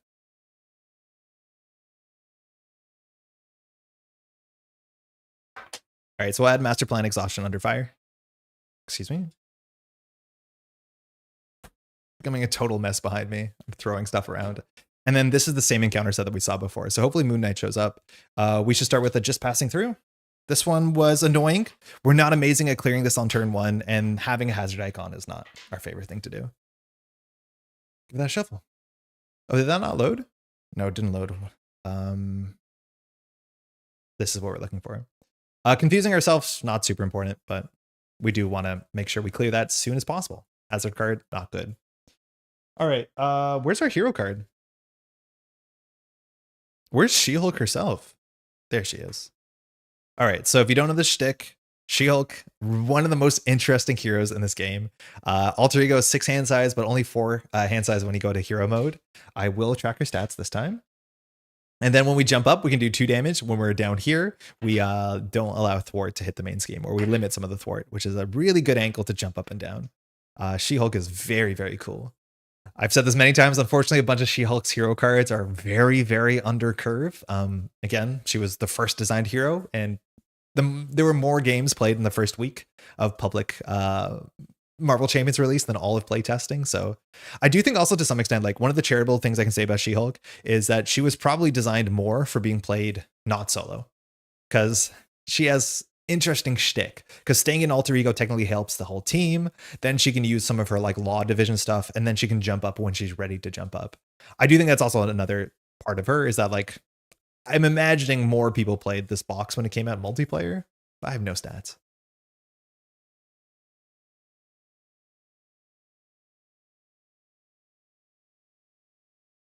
Out of Synthezoid Smackdown, how have people found these two leaders compared to Civil War? In terms of like, if you were going to play solo, let alone, you know, PvP Civil War, have these entered the sort of like favorite rotation? Because I definitely could see myself playing She-Hulk a lot more than the other ones. She seems way more interesting. And by interesting, maybe just difficult. I don't know.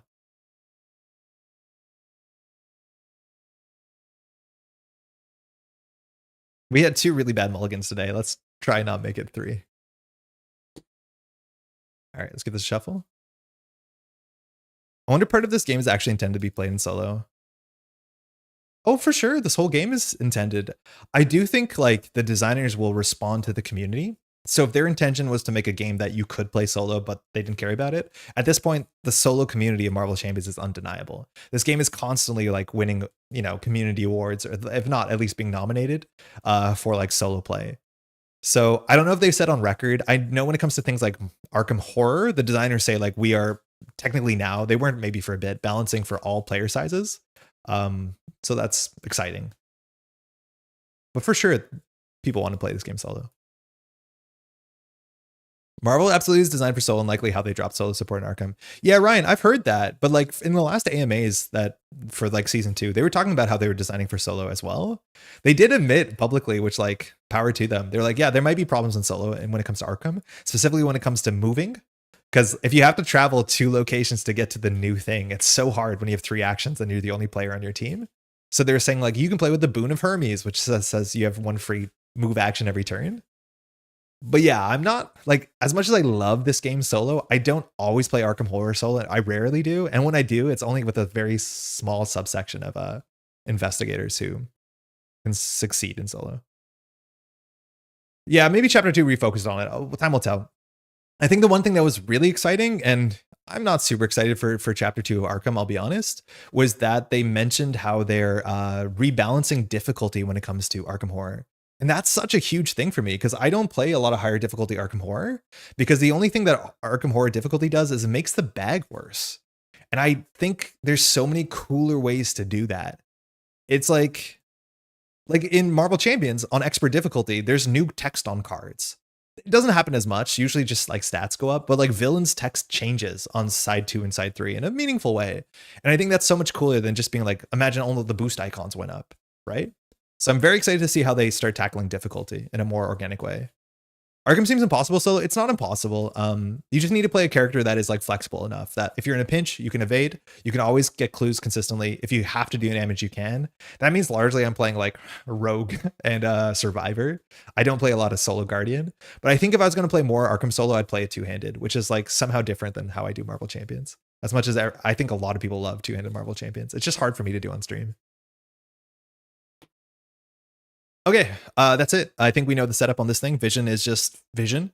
It's going to attack for only 2 because this will flip when Vision activates, but that's mostly it. Alter ego text, not super relevant. If we jump up, we do 2 damage. Let's get a good mulligan in here. Hellcat, all right. I mean, she thwarts. This means in theory, if we play Hellcat, we can clear just passing through on turn 1 because she thwarts for 2, we thwart for 1. Queen Carrier. These are both probably keep. Expensive cards, we want doubles. Okay, Profex we're more likely going to keep because it means we can jump down and it clears that just passing through immediately. Confuse seems nice against Vision, so we can jump down. Next turn, it's easy to jump down because Vision will be only thwarting for 1 because it goes into intangible now and then after. Lockjaw, we're super happy to never keep in our opening hand because it's a card you want in your discard pile. So there it goes. Strength, perfect. And Ready for Fight, which is one of our most important cards. So we definitely don't keep these 2, which is a bummer because Hellcat's sick.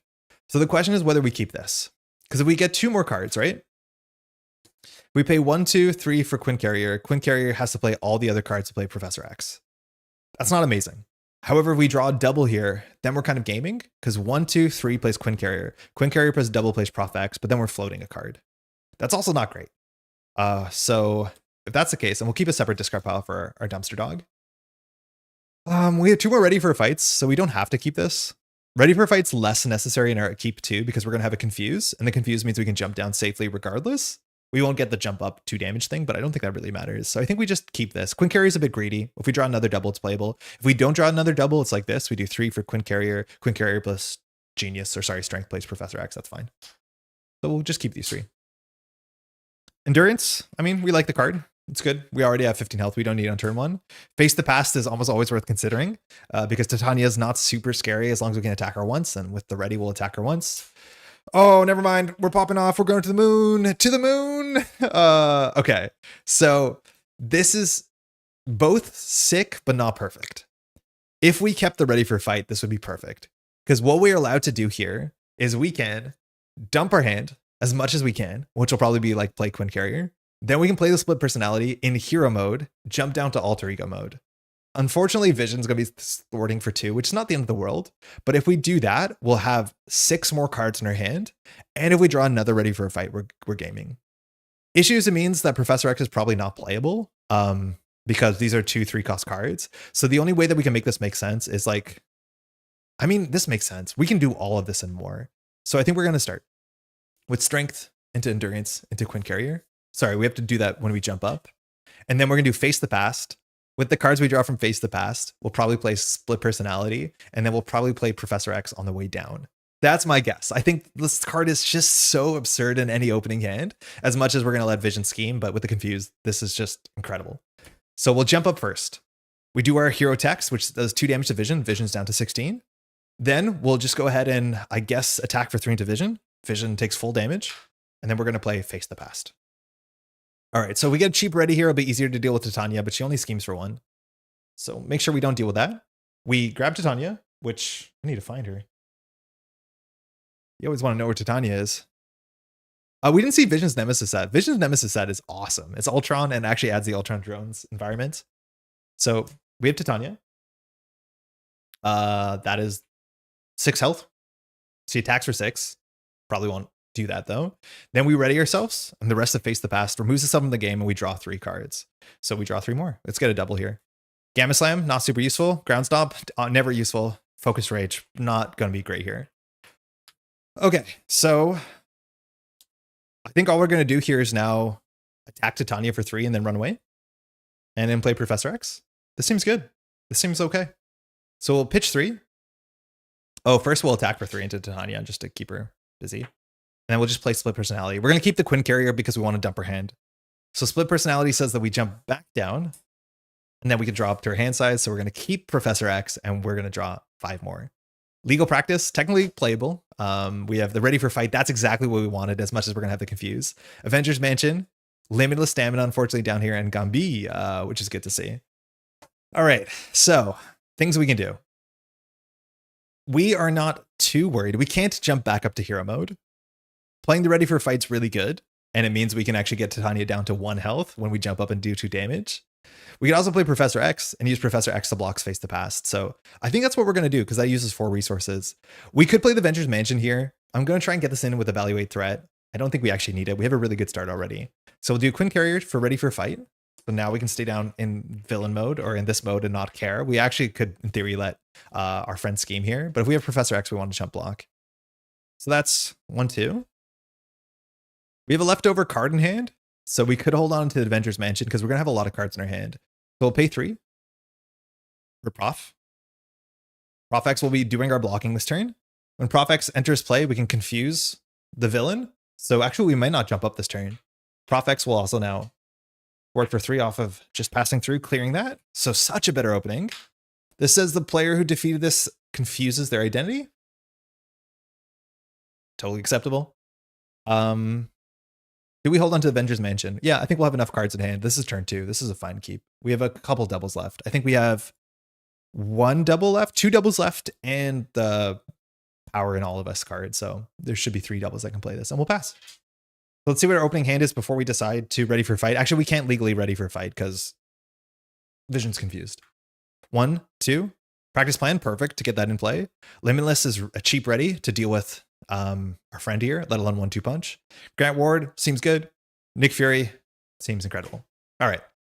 So we put one threat on here, but we won't because of Jennifer Walters' text. So we don't put the threat here. We still have to do the text on protect secret identities. So we're going to have to discard 3 cards from the top of the deck. We lose a 1-2 punch, a 1-2 punch, and a superhuman strength. Fine. All right. Vision changes to intangible. So damage is reduced by 1. That's not the right card. But confuses. Titania now schemes for only 1. So that's all she does. 1 encounter card. Assault. Okay. We do skip this, which is nice, as much as Vision's only attacking for 2. Next card. Legal work. Okay. So I don't think we're going to put the acceleration on this time because we're only on turn 2. So I think we're just going to exhaust Jennifer Walters, which means that we can ready ourselves cheaply. And then we remove this from the game. Okay. This angle. If we want to knock out Titania, Professor X, mind you, is gone. We're going to have to ready ourselves with limitless stamina. That's fine. This probably isn't an Avengers Mansion hand because we have Nick Fury, and that just seems a bit better. With a value weight threat, we can pull in the Mansion if we need to, and I do think the Mansion's actually really quite good. I don't play a lot with this card, so I don't know if like on turn 1, if you do nothing and just play the Avengers Mansion and that's worth it. My guess is that's easier on standard than expert because you generally need tempo on turn 1. Turn 1 is sometimes the hardest turn, just because this game usually the power curve goes the other way. It doesn't get harder. It usually gets easier because of course you're building up. So Grant Ward's an easy play. So we probably play Nick. We play the Avengers Mansion. The 1-2 punch is useless because we're exhausted as much as we can ready ourselves. We'll use the Quinn Carrier. And then I'm assuming we'll pitch the practice plan. We're not going to use it anytime soon. And we have 1 more practice plan and 1 more ready for a fight. But I could see us playing Grant Ward and limitless stamina. So I think that's what we do. So we'll jump up. She-Hulk. Oh, actually, we don't have to ready ourselves because it's not that good. So I think we actually will keep the practice plan. Right? Because when we jump up with our She-Hulk text, we got to do 2 damage to Titania, so Nick Fury can finish her off. So we'll do that. We'll do Quinn Carrier plus these 3 cards to play Nick. Nick Fury draws 3, so we get Superhuman Strength, Focused Rage, which we do want to play those. We have more health than what we know what to do with it. We might as well convert it into cards. And a Dr. Sinclair, which we haven't played yet, but she's really quite good because we have a strong recovery stat and we want to take damage as like a cost. So if we want to play Focused Rage, we need to knock a card out of her hand. Unfortunately, the question is Grant Ward better than Practice Plan? And on this board state, we don't actually need Grant Ward. We have a chump blocker. Grant Ward can't chump block. We don't have threat issues. The thing is, if we draw a side scheme, we definitely want Grant Ward because he does help us with them. But if we play Focus Rage, it requires 3 cards. So we have to make the decision what card we keep. Because we can play both of the 0 costers. It will draw 1 more card, which might not be playable. My guess is we play Grant Ward. We have another practice plan in the bin. We only have 1 Grant Ward. So we'll play Focus Rage. We'll do 1, 2, 3. So now this is in play and in hero mode. And mind you, we can even just play Lockjaw there. We'll take a damage to draw a card. Legal practice. Great. Useless. All right, we'll play Grant Ward, who you gotta watch this guy. He sometimes gets up to no good. And this legal practice is useless. Is there a line where you get Titania chip away so you can pop off with Gamma Slam? Just asking for general for She-Hulk? I think there's a line, but like at this point in the game, the point until we get a Gamma Slam, let alone we play a Gamma Slam, is so far away because we've already got one in the bottom of the deck that like I don't think we need to chip away. We can just get Vision to attack us in the face, let alone we can Focus Rage. So you could keep it in play. I just don't think there's a huge incentive to. There are also cards that will be shuffled into the deck later that make Titania activate again, I think, if we get our encounter set, our nemesis set. But I don't think there's a huge reason to. This is the thing is like, I'm very setup oriented and that's more important on an expert to some extent. Like you want to make sure you're pushing the game forward, but we're at the point where like, we just want to stabilize. And then once we're kind of at full power, we can just send it. But doing 1 more damage on the Gamma Slam is like probably not worth it. It's just 1 more damage. Yeah, Focus Rage just does it for us anyways, let alone Vision's just going to attack us over and over again. All right, I guess we'll just use Nick to knock out Titania. We could take 1 damage, probably doesn't matter. But like doing 2 damage to Vision, which is only 1 damage on Intangible, I think that's actually a really big part of it is like our characters here are not doing much because Intangible reduces the damage by 1. So like you're not doing much. Grant Ward will just, I think we just want to get Grant Ward out of the game. So we're going to Ward for 1. That's it. You don't want to keep Grant Ward for too long, especially you don't want Grant Ward to see the deck out because when you deck out, you draw another encounter card. Grant Ward doesn't want to see another encounter card, trust me. Genius. Change of fortune. That's a nice reason to keep her around, actually. Uh-oh, bad hand. Very bad hand. Unplayably bad hand. Hopefully we draw a card with focused rage. That's very not good. Goes to 1, we rip 3. We lose. Downtime, power in all of us, ground slam. Okay, at least this hand can play Lockjaw. That's actually kind of good. Vision is now attacking for 3. So 1, 2, 3. We just, I guess we'll block with Nick. He's here. We don't need to take damage. So 1, 2, 3. 4, 5 on master plan. Nick is knocked out. I heard somewhere that She-Hulk was meant to come with a unique aspect in the core box, something to do with taking damage. Oh yeah, I've heard that there was like, you know, a 5th aspect at some point and it got shelved. And then I think like the cards were probably put into protection or something like that. I could believe it. And maybe that makes her cards a fair bit better. That would make sense because She-Hulk's cards, yeah, are strange. But that being said, like Spider-Man's cards are strange. Like some of the early heroes have cards that don't make sense. And so over time they figured it out. But yeah, I think I've heard that, Robert. I think that's actually quite interesting. I think there was meant to be like some heroic aspect that was about taking damage for benefit. The unfortunate thing is there's a lot of cards in the game that people don't play consistently that are that exact thing. And maybe they would have been better in a world with more support pieces. Like Bait and Switch was in our original She-Hulk deck and I just never played it because I feel like taking attacks to remove 4 threat and paying like 2 resources for this, like this card could have been 0. I don't know. It wasn't until Taunt that I felt like the attacking yourself for fun was actually had a good payoff. So maybe that's part of the early design being strange. Atreyo, it's Patriot. Young Avengers, toughness. When revealed, give the enemy leader tough stats. All right, everyone's tough. Would you want a booster pack that updated the older heroes and fixed some things? Yeah, for sure. I think it's more likely that we'd see, you know, reimaginings because a lot of things are out of print. I think someone made a really cool set of cards online in the community. I don't know the name, but they basically printed 1 card. They're usually a permanent card. So very minimal text changes that functionally, if I think, made a lot of the characters that were less interesting, more interesting, like Hulk, or you could argue Hawkeye. I think I would. I think it's less likely we'll see them, but yeah, I would be super excited if they just made some small changes in places. It's like so easy. It feels like. I still figure out Spider-Man, like where he fits the best. I think Spider-Man's really, really strong. It's just like there's weird cards in Spider-Man that like don't make a lot of sense. Like Web Tracker, is that the card? There's just some cards that are just not great. The numbers just don't make sense. Design Hacker. Oh, very cool. The 5th aspect was supposedly Determination. That's how homebrew version of the custom community is by Design Hacker. Hey, Grolix. Determination is a really cool name for an aspect. I'm into that. Toe-to-toe is fun against minions. I don't know. I take a villain's attack on expert very often. You can toe-to-toe minions? I think I knew that because that came up in something. Choose an enemy. The enemy attacks you, deal 5 damage. Yeah. Yeah, that's okay. But yeah, almost all the cards that I say like there's a bad cost associated. Then you get like some slightly undercosted 4 or 5 attack or 4 or 5 thwart. They just don't see a lot of play for so many reasons. All right, Grant Ward doesn't have to do the thing. We want to jump down this turn. I guess we always start here with Focused Rage to see what we have. So we'll take a damage, draw a card. We would love to get here. What do we want to get? Actually, I don't even know what we want to get. It's not that. It's never that.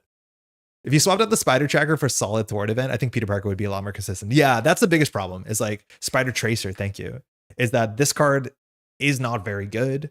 The fact, like this card could have cost 0 and it still would be not that great because firstly, Spider-Man's not good at defeating minions. Spider-Man can't find minions. And then just having a 1 for 3 that's delayed is just not good enough. And that's the biggest problem with Spider-Man. And that's why like Justice Spider-Man is really good.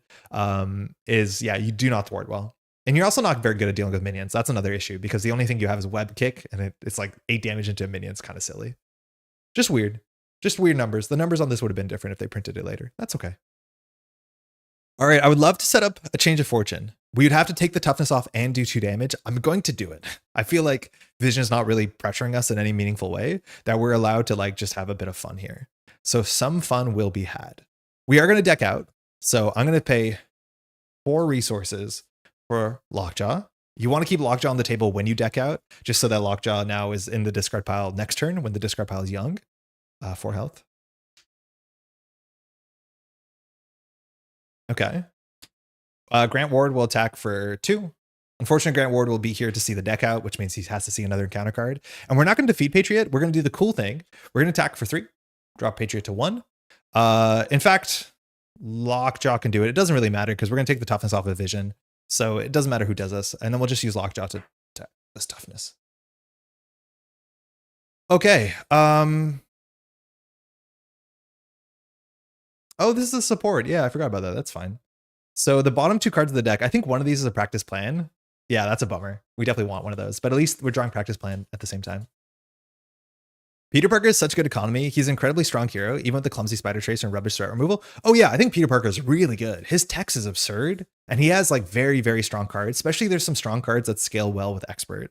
Like backflip is just sick, just very, very good. But the fact that he constantly draws cards in the face of being attacked endlessly is just really quite nice.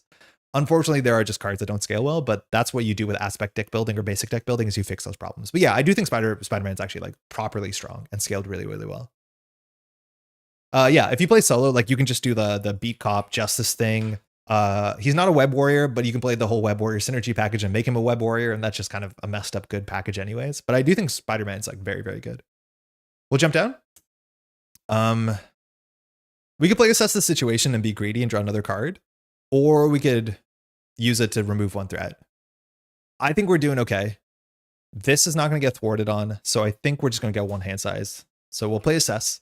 So this means we'll draw 7 cards. That'll be outside. And then we're just going to not use the Quinn Carrier. We'll throw out Superhuman and we'll play Change of Fortune, which should fire this turn. And this is a cool thing you can set up with this deck. So we're going to be drawing so many cards next turn. Maybe that's a reason why we don't need Assess, but this seems like it'll be fun.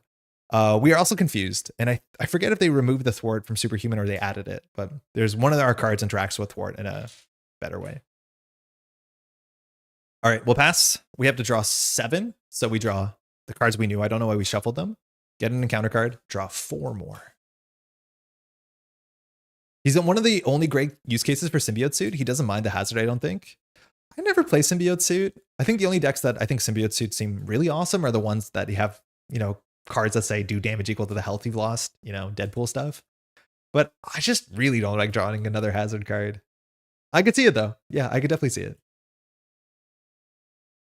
I don't know. I play so little Symbiote Suit. Same with Venom. Like basic Venom is technically not an encounter card or sorry, campaign card.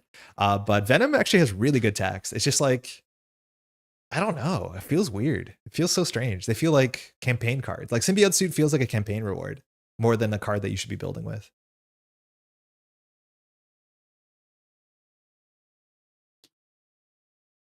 All right, 1, 2, 3, 4, 5, 6, and then we get one more. We have a practice plan for ready for fight, and this is easily a turn that we can do evaluate threat into Nick Fury or Avengers Mansion to draw more. So we have 7 cards, a lot of damage, and we will be intangible, unfortunately. So not the great turn to pop off. All right, this would go to 2, but Jennifer stops it. We do have to rip 3 off the top. Downtime, Hellcat, Focus Rage, bummer. Okay, so Vision becomes intangible, and we'll scheme here for 2. Now we could allow that to happen, but let's not because it's more fun. So we'll pop off with Ready for Fight. So Ready for Fight says when the villain would scheme, instead they attack you, flip up. But very importantly, when we flip up, we can do our hero text, do even lift. We can do 2 damage to Patriot, which knocks out Patriot. And because we've done that during the villain phase, we can go ahead and do Change of Fortune. If we draw into our split personality here, this is going to be an absurd turn. There's the mansion. Gambi. All right, so instead Vision's attacking us for 2 and a card. We can't block with Grant Ward. We have no reason to block with Lockjaw. We have so much health. 1, 2, 3, 4. We'll take 4. 2 encounter cards. Watch out, Grant Ward. First card. All right, the Royal Guard. We have to clear this. This just gives us blood debt, which requires us to go Alter Ego and discard 8 cards. We're very good at going to Alter Ego. Crisis. All right, Shadow of the Past. So we did draw an encounter, or treachery card more accurately, but we have to go get our Nemesis. She's already in the bin. She has 6 health. Drawing Titania into a gang up in the same encounter phase. Really, really scary. But that's Titania. And then her cards, like early Nemesis cards, were not particularly interesting. So she just has 7 health. Personal Challenge just has another Crisis on it. 4 threat, no extra text. And I think all the cards that we shuffle in the deck care about Titania specifically. And I think they just get Surge if she's not on the table, which like you cannot leave her on the table really. Symbiote Suit is also fun with Drax because he wants to get punched in the face. He can get a lot of hits. 6 each attached and get ready a ton. Yeah, I could see that. I don't use the card, Symbiote Suit, but I see other players a ton, and it usually makes everything worse rather than better. Parker's an exception. Yeah, how often does Symbiote Suit actually make things worse in like a noticeable way? That's really funny. All right, so we have to deal with Grant Ward here because he's upset. I do think we need Grant Ward this turn because Grant Ward plus Dog can deal with one of these cards. So I think I'm just going to get rid of Avengers Mansion. If anything, we'll bring it back. But I think this is a Nick Fury turn for sure. Titanic doesn't show up. She isn't set aside. Titania. Oh, Scott, you might be right. I didn't read that carefully. I could see why that is the case. So Shadow of the Past says, reveal your set aside Nemesis minion put into play engage with you. We can't do that because she's not a set aside. Reveal your set aside Nemesis and he shuffled. So this gains Surge. Oh, damn. All right, so we might have another Grant Ward problem. Good catch. Yeah, she's not revealed because she wasn't set aside. I forget about that. Yeah, it surges. I know that. I thought it just said find on it because I'm pretty sure Pursued by the Past just says find. And I thought this was the same because this just says find your Nemesis. Yeah, so it comes from anywhere. So that sucks because it's another Grant Ward problem, but we have Atlanteans from the Royal Guard. Discard the top 3 cards of your deck. Okay. Event. Did you see that sick flip? Event. Okay, if you are in hero form, take 1 indirect damage for each different card type. Lamau, we'll take it ourselves. Actually, we just put in a Lockjaw. Lockjaw's going to leave anyways. It's indirect. Okay. All right, so now we have to do Grant Ward again. And again, now Grant Ward has become a 2 resource character, which is still a deal. So I think we're just going to get rid of the superhuman strength because we don't have Stalwart yet. I don't really care to stun vision. Okay, good catch. Really good catch. Very fun catch too. Let's start with Focused Rage. I thought we'd have so many cards in our hand. I guess we did lose 2 of them. But Focused Rage, we'll use this to take a damage and draw a card. Limitless, nice. That's a cheap ready. We do want to jump down this turn, and we want to do a practice plan into Ready for a Fight. That's a good start. Does a lot of work. I think we're going to try and do Evaluate Threat, clear it, get Nick. Then Nick and Grant will clear one of these other ones, probably the Royal Guard, I guess, and then we'll see what we draw from there. So if that's the case, Ready for a Fight is going to play Evaluate Threat. This comes in with 2 threat, and when we clear it, we can go grab a shield or an Avenger. My favorite thing is to play this is actually to grab a card that's in your discard pile, so you hit it twice on the same cycle. The problem is if we grab Nick, we're getting Nick now, but we would have gotten Nick in a turn or 2. Not guaranteed necessarily because we're ripping 3 off the top of every deck, but that is a thing. Like my favorite part of Evaluate Threat is playing the same character twice in the same deck cycle, which is like a unique little treat you can have. So that's kind of nice. Okay, I guess we'll just use Lockjaw to clear it. So Lockjaw goes into our discard pile, and Evaluate Threat now says we can search for a thing, and then it becomes real quite cheap.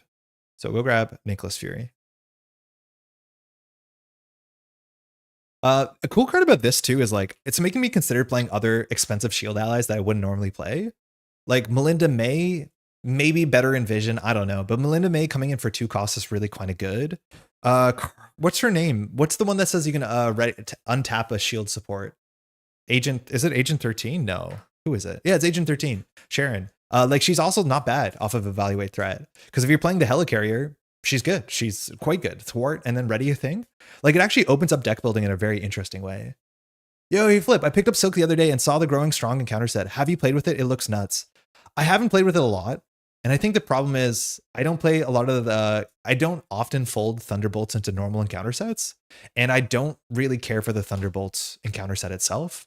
And for what it's worth, Atlas kind of accentuates why I don't like the Thunderbolts the Thunderbolts encounter set, especially when you play solo, because all you do is rush down one of them. It basically says ignore everything, rush down one of them, because as soon as you rush down one of them, well, the Thunderbolts set kind of falls apart. For those who don't know, Atlas says basically like you have to rush him down because he just gets stronger and stronger. But there's a card, side scheme, I think, that just says if Atlas has 10 counters on it, you lose the game. So I don't know. It's like exactly the opposite. It's like I wish the Thunderbolts had a reason to not rush them down. But this is like, no, rush it down because it's only going to get worse and worse and worse and worse and worse and worse. I think you could shuffle this into a deck and just have it as a big minion. But yeah, it's just like, it's basically rush or lose. And I don't think that's that fun. Make the call with extra steps. Yeah, it's like make the call with extra steps, but it allows you to put it on a table, use it later. It allows you to grab a support or an upgrade if you need it. Like Quinn Carrier is a really nice start, let alone you could get like the Sky Destroyer or depending on what your deck is. But the biggest thing is you can put it on one turn and get it later. And as you said, it's not leadership. Basic. Anybody can play it. Like now we have a protection way to grab an ally. That is very, very, very, very powerful. All right, it is intangible, so I don't think we're going to use these 1-2 punches. We'll play Nick. I don't know. I think it's such a good card. We'll draw 3. And one of the cool things about like a lot of the cards that get supports is in the mid game, they're not useful. These are genuinely useful on all board states because there's always something you can get. Again, I played 2 Nicks in the same turn before. You can really do some wild stuff. All right, the only card we want to play here is Gumby with Power in All of Us. So we're going to just get this out of the way. We'll play Ready for Fight, a practice plan with the Quinn Carrier. That means we can play Gambit for this, and then we can choose to get 3 more health or assess the situation. I think we just want to get 3 more health. I think that's better. We don't need to jump down here. We could because we have the setup. I think we're okay not doing it. But let's start with 1, 2, 3 for Gumby. When Gumby enters play, we can see the top card of the deck. We look at 3, we can tuck 1, and the others go back in the same order. So the top is 1 boost. Second is 1 boost and a star, which says give the villain an additional boost card. And then we have a 3 boost. I'm just going to ignore that and give Gambit a 3 boost to make him a 3 attack. And then we know that our encounter card is going to be Titania's Fury. I think it seems like a very good card. I haven't played the game really since I got Herc though. Oh yeah, it's really good. Just so absurdly flexible. All right, Gambit's a 3/3. Seems good. Let alone we took out a 3 boost from the deck. Seems good. And we have information, which also seems good. Okay. I'm just going to play Endurance. It's nice to get it out of the way. I like getting this card out of the deck so we don't keep drawing it. Recover 3. So we're at 11. Our max health is now 18, which is a big number. We don't have a huge incentive to attack Vision because he's intangible. So we're going to get rid of Grant Ward. We'll do Grant Ward and Nick for 2 each. We'll just start with clearing Personal Challenge first. We might not clear Royal Guard because it just gives us an Amplify, which is not the worst because we know Nick is going to block. If that's the case, we'll do Gambit to clear 3. And then we can attack for 2, which is kind of I sleep. So we'll just get rid of the Confused so we can maybe thwart for 1. We probably won't though. Let's just attack for 2. We'll never thwart. So we'll attack for 2. 3, which is reduced to 2. We'll pass. Draw only 4. Practice plan. Energy. Genius. Split personality. Okay, so this hand is brought together by the split personality. If we draw 1 more card, we could like maybe do Lockjaw into split personality, which is another really nice way to dump your hand to split personality. Ideally, we play split personality in here, then we jump down to alter ego, then we jump back up, which is totally doable. This goes to 2. We rip 3, so we lose strength. Oh, that would have been what we drawn. 1-2 punch and legal practice. They're all random cards. It's not actually true. And then Vision's going to attack us for 3 because this flips. And we know, because we know the top card is going to be for 4 damage. Of course, we'll just put Nick Fury in the way. Gets knocked out. We know the encounter card is whatever this is, Titania's Fury. Titania's Fury says, Titania attacks you. If Titania didn't attack you, all damage and this card gains surge. Yep, makes sense. How does she not attack you? Oh, if you're an alter ego. Phase disruption. Okay. So, sorry. Disruption. The enemy team exhausts an upgrade you control. Okay, so we have to exhaust an upgrade we control. I mean, I guess it's Focus Rage. Yeah, it has to be, right? That's the best one. If the intangible attachment is in play, which is not, discard that upgrade. If the dense attachment is in play, flip the attachment. So we're back to intangible, which means damage is mitigated. Okay, that's fine. If we're jumping down, we want to clear the Royal Guard first, so we get the Blood Debt thing, which we can get rid of. It discards 9 cards from our deck, which doesn't really matter, because we're going to be decking out anyways, and we'll lose the cycle. So unfortunately here, we lost Focused Rage, so that means the most we can dump out of our hand is 1, 2, like 3, 4, and then we can get these back in the bin to cycle, which is okay. It means we lose Lockjaw, though, in the cycle. So if we want to do 1, 2, 3 with Quinn Carrier, we can keep this double. Sorry, 1, 2, 3. Split personality fires, and then we draw 6. We have this in our hand, so we keep it, so we draw 5. 1, 2, 3, 4, 5, which means we can keep Lockjaw and get Lockjaw to dodge the cycle, which is what you want to really try and do. I think that's what we'll do, and then we'll use Lockjaw to get rid of the Royal Guard. Why are we confused? Yeah, I guess we were confused. We could have got rid of that. That actually would have been better, because then Gambit could attack for 3. Yeah, we kind of messed that up. So nothing we really want to do here. Yeah, nothing we really want to do here. I guess we'll just thwart to get rid of this. Should have done that last turn. And then we'll do 1, 2. I don't think the type of energy matters. 3. And we'll play split personality. The other options use the Quinn Carrier and keep the practice plan, but then we have more cards in hand, which means split personality draws last. So change your form. We jump down. Then draw up to your printed hand size, which is 6. So we're going to draw. And mind you, this is here, but I don't think it'll matter because we draw 1, 2, 3, 4, 5, 6. Okay. And then this resolves and goes into the discard pile. Okay, we're still allowed to jump up, which does 2 damage. I think we want to clear this. I guess we're doing it with Gambit. It sucks. That's not good. 1 threat is getting way over us. Yeah, we definitely should have cleared this last turn by getting rid of our Confuse, because the jump down here is like very obvious. Okay. Yeah. We'll be fine. We'll do. If we do Prof X, it's like 3 cards. And then we can play Dumpster Dog for the next 3 cards and just ignore a lot of our cards. That's usually happens. We don't need the Dr. Sinclair because we're not taking a lot of damage. This card's so much better when you are taking more damage. But I think that's all we do. So we'll do 1, 2, 3 for the most over. We're going to undercommit or overcommit so many stats. Prof X enters play. Prof X confuses. Prof X will just go ahead and clear this. When this is cleared, we search the deck for Blood Debt, which is a very flesh and blood term. I don't think we've seen it so far, no. And so now we actually have to care about the play order that we do this. So we're going to just discard 1 card to this, which is great. So we have to discard the top 8 cards of our deck. Oh, actually, we can't do that if we don't have 8 cards. Oh, interesting. I didn't realize this was cost gated. If you can't discard 8 cards from your deck, of which we only have 1, we can't actually get rid of this. At the end of the day, it doesn't matter that much, but I thought we were being smart here by discarding fewer than 8 cards. That's fine. So intangibles this turn, so attacking is like much less value. So then I'm going to do 1, 2, 3, 4 to play Lockjaw, who you can always play from your bin. Good dog. I thought Lockjaw would be bad for a hero that has 4 hand size, but it turns out it's good because it means that you always have a playable card. Because sometimes you just draw really, really like She-Hulk hands that don't have cards that actually do anything. And so Lockjaw helps a heck of a lot. Okay, we're allowed to jump up, which does 1 damage to vision. I mean, that's fine. In Alter Ego, we get more hand size and we get Confuse. I mean, I think we don't jump up, so we can get rid of this immediately, but like, it doesn't really matter. We will thwart for 2. And just pass, I guess. I feel like we're wasting value. I think Intangible is actually doing something. It's just like very quietly doing something, which is like, it doesn't want me to attack. Because losing 50% of your attack damage or 33% of your attack damage feels bad. All right, Superhuman Law Division, we get a counter card. We draw 5 more. The difference between drawing 6 hand size and 4 hand size is obviously massive as well, which really wants us to like greed this. But vision won't be intangible this turn probably, so we're going to send in all the dogs, the literal dogs. All right, Law Division, energy. Gamma Slam, not going to have that much damage. Limitless for a ready, 1-2 punch for a ready, ground stomp. Okay, so this is our punching turn for sure.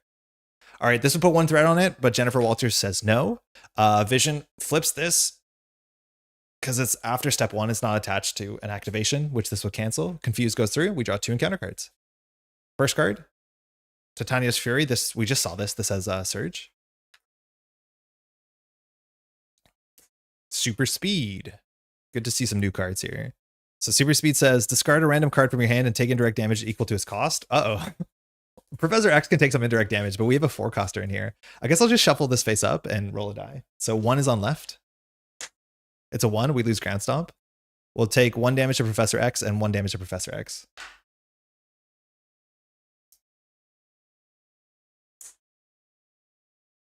Second card. Oh, Khonshu's Avatar. Okay, cool. Moon Knight. So it comes in with 4 threat. That Hinder 1 seems really cramped in the top left.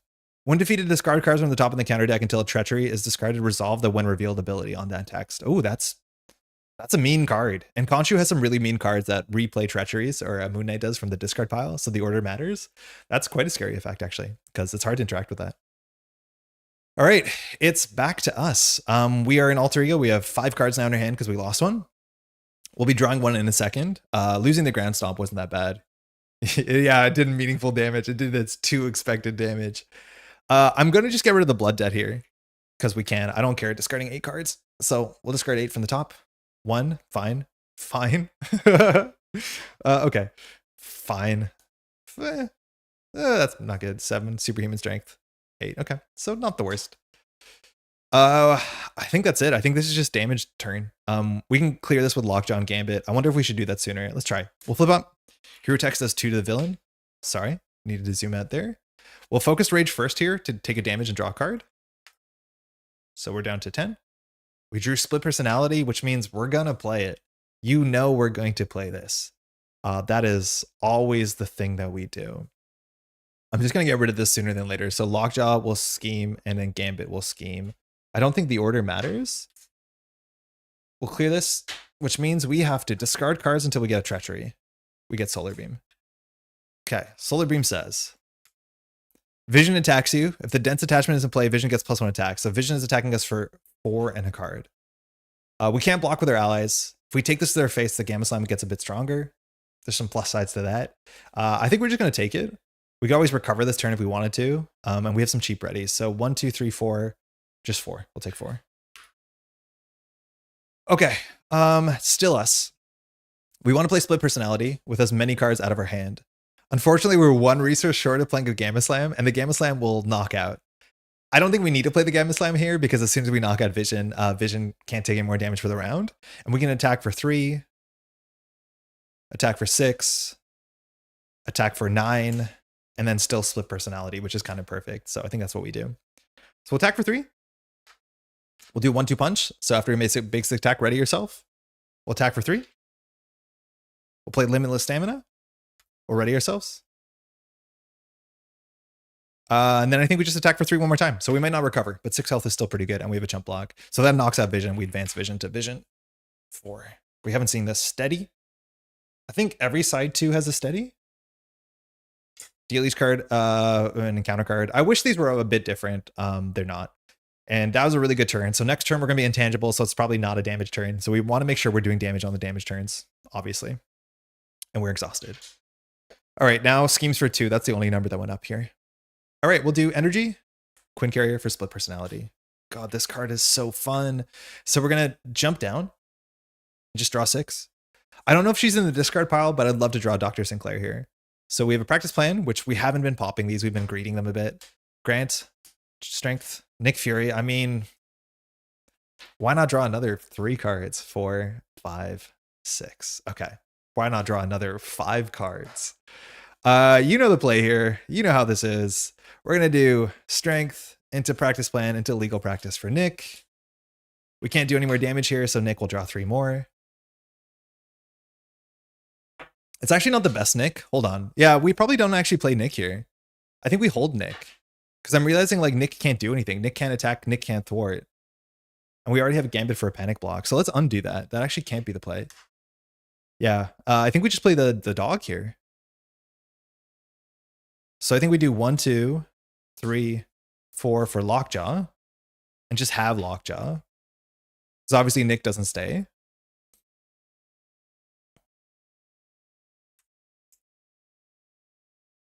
We'll play and assess the situation, so we'll draw another card next turn.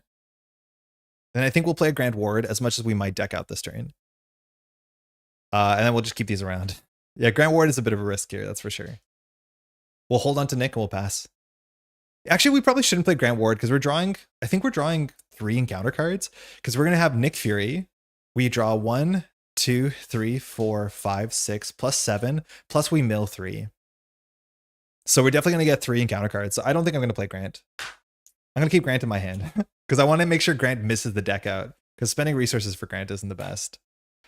Okay. If we were at higher health, I'd play Grant, but if Grant like fires on us 3 times, we lose the game. I do think with Grant and Nick, we can probably win this turn. Ideally, we like cycle the deck into a Gamma Slam. So we have Nick and Grant we're going to keep. We'll draw 4 more. 1-2 punch. Superhuman Strength is good. 1-2 punch, so we have a lot of damage. So this is 6 cards, Avengers Mansion. We don't need that. And then we draw 1 more because of Assess. We drew a Hellcat, which we have not really seen her hit the table this game so far. All right, 1-3 would go here, but it doesn't. But we have to discard 3 cards, which is perfect. It's our whole deck. So there was a Dr. Sinclair, but we do get another encounter card. So that's the reason we did not want to play our friend here, Grant. If we had 1 more card in our deck, we could have played Grant for sure. Probably. All right, our board state's a total mess. A vision will scheme for 3 in a card. We don't have to jump up with ready for fight practice plan. This is the issue. It's like we have this combo, but we're actually not firing it because we're constantly okay. And that's because there's just not a lot of threat that's showing up. Like we should fire it because it's good text. It allows us to do 2 damage, but we get the 2 damage anyways. I think we just let it fire. Like I don't think we're worried about threat. So that's that. Board state's a bit messy. 1 second. I think we just let vision scheme.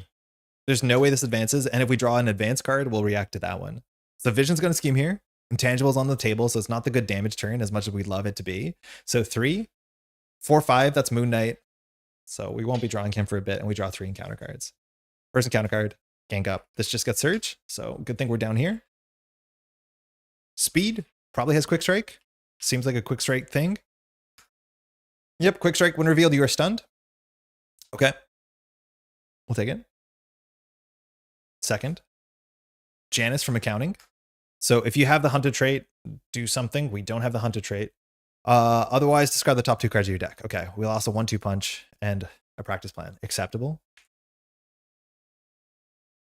Super dense strike. This one I think might. Oh, this is. I don't know what this does actually. Exhaust a character you control. If the dense attachment, no. If the intangible attachment is play, flip that attachment. Oh, that's actually perfect because it makes him actually take more damage this turn. Unfortunately, we're stunned here, but this is actually kind of nice. So we can exhaust Gambit. Gambit one-shots one of these, so I think we just exhaust Lockjaw. And then we flip this from intangible to dense, which means Vision is allowed to take as much damage as we can give out this turn. All right, it's back to us. So attacks for 3, attacks for 2. Cool. So this is the Nick turn, for sure. We are getting low in health, but we'll have a lot of chump blockers here, so I'm not super worried. The issue is we have no readies, so the 1-2 punches actually suck against the stun because she has no attack events. So the only way to get rid of the stun is actually to draw a limitless stamina because we have no way of readying ourselves on our own. So that's actually kind of bad. So the stun actually is pretty expensive. It's really expensive. It loses like 9 damage this turn. Why did we get stunned? Oh, because of speed. Yeah, right. Again, there's so many characters that just say you are stunned. That's kind of how this goes. So that means we could recover because our activation's not worth a lot. We can recover 5 here. We do have the doctor, so recovering. Oh no, we don't have the doctor. But yeah, recovering 5 here is fine because I don't think we're gonna get the stun off of us unless. Well, we could attack. Let's just play Nick first and see what happens. So we'll do Quinn Carrier. We're not gonna play the Venger's Mansion. I don't think we're gonna play Superhuman Strength, and I don't think we're gonna play Hellcat. We have too many allies. We'll play Nick. We could have drawn another card with Focus Rage. We still will later. But if this draws a limitless stamina, then we won't recover. 1, Strength. 2, Gamma Slamma. 3. Okay, do we have lethal? How much damage have we sustained? We have 18 health. We've sustained 12 damage. So we do a. It's funny, we can do the Gamma Slam to get rid of the stun, but we can just do a basic activation, then play the Gamma Slam. That does 12, then 13. Actually, we'll do 13 because we draw a card. So it does 13, 14, 15, 16, 17, 18. 19, 20 with Grand War. We're short 2 damage. If Focused Rage can find damage, we can get there. If we can figure out how to take damage, we can. Oh, no, we have it because we jump up, we do 2 damage. I think we have lethal here. And it's because this changed from dense to intangible. I think this is lethal. So we'll jump up. Our hero text is not a stun. So the villain takes 2. It's not an attack, so it beats stun. We'll do Focused Rage. So we'll take a damage, which is really important to draw a card. Oh, okay. That's really good. That's exactly what we needed. So we have to whiff an attack here. So we're going to attack for 3 to take the stun off. Great. Yeah, I think we have slightly more damage now. So we're just going to do 2 doubles for Gamma Slam. It's probably better that we finish the game with Gamma Slam, let's be honest. So let's hold on to this. This is a little treat for later. So let's do as much damage as we can here. So we can do 3, 6, which is more than playing Grant Ward, so I think we will. So we'll do Limitless Stamina. So this readies us because we have more than 14 health. We'll attack for 3 into Vision. These don't have guard. Then we'll play 1-2 Punch as a response, which readies us. Then we'll attack for 3 into Vision. We'll attack for 2 with Nick. We'll attack for 3 for Gambit. Gambit is defeated.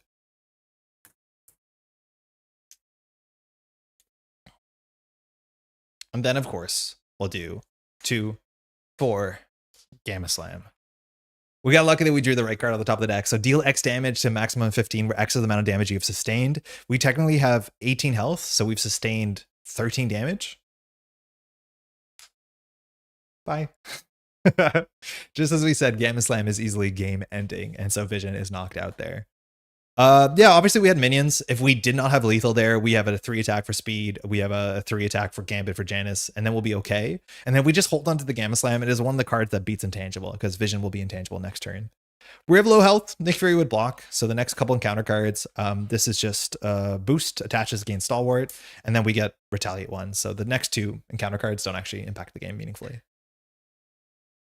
All right, well played. Man, I like the She-Hulk deck a lot. I think what I can't tell is like we've had these down since like turn 2 or 3 and we've never fired them. And it's a mixture that we have things like Professor X, so we have the Confuse, but also like Vision's not putting on a lot of threat, like just isn't dying easily on some turns, but is not threatening us in any meaningful way, which kind of promotes this sort of passive game plan. And I think makes way more sense in context of a game where you have to race Vision down, because that is one of the like downsides of playing this mode is that you're not on the clock anymore. So you're not taking risks. And because these characters are not that scary, you know, you don't have to push it. So I have to keep that in mind and maybe try and push it a bit more just to make things a bit more exciting, maybe. But that's mostly it. There are what's coming up on this channel. Mind you, both of these deck lists are posted below if you want to find them. I'm going to be definitely playing a bit more She-Hulk on Expert, and I think we'll return with Expert She-Hulk against a tuned deck to see what that matchup looks like, because I have no doubt she presents some pretty strong problems pretty quickly. Did you really use a single green card? Like protection? We played Change of Fortune. It fired once. No. Ready for fight.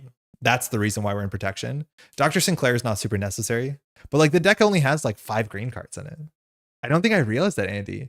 The deck has like so few protection cards. The issue is like it has this protection card, which feels like the best card printed for She-Hulk, because it gives you +2 hand size, +2 damage, -1 threat.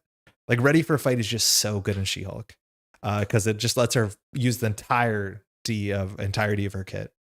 But yeah, no, there's not a lot of protection cards in here. And I think it's because her average card quality is so bad that just adding a bunch of protection cards doesn't solve the issue.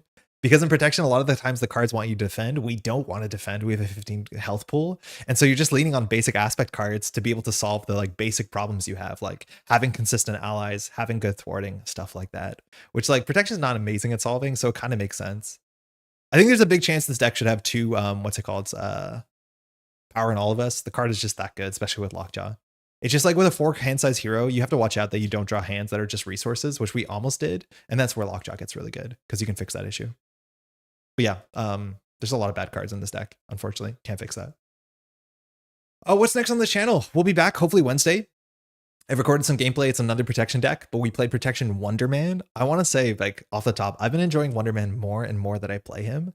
I think the Aggression Wonder Man deck that we played last week was actually kind of sick and had just enough moving parts that it was a bit of a combo deck, but set up well and played on tempo events like the way Wonder Man does.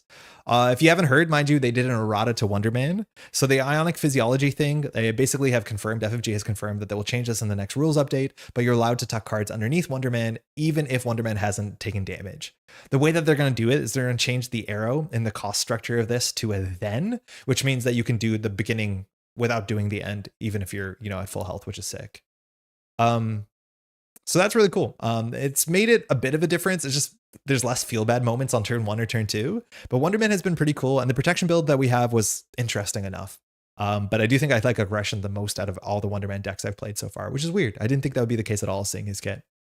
Anyway, we'll have a video up on Wednesday. I just need to edit that together and do all the publishing stuff, but it is recorded. I haven't listened to the footage. Hopefully it's good. That's mostly it. We'll be back here on Sunday.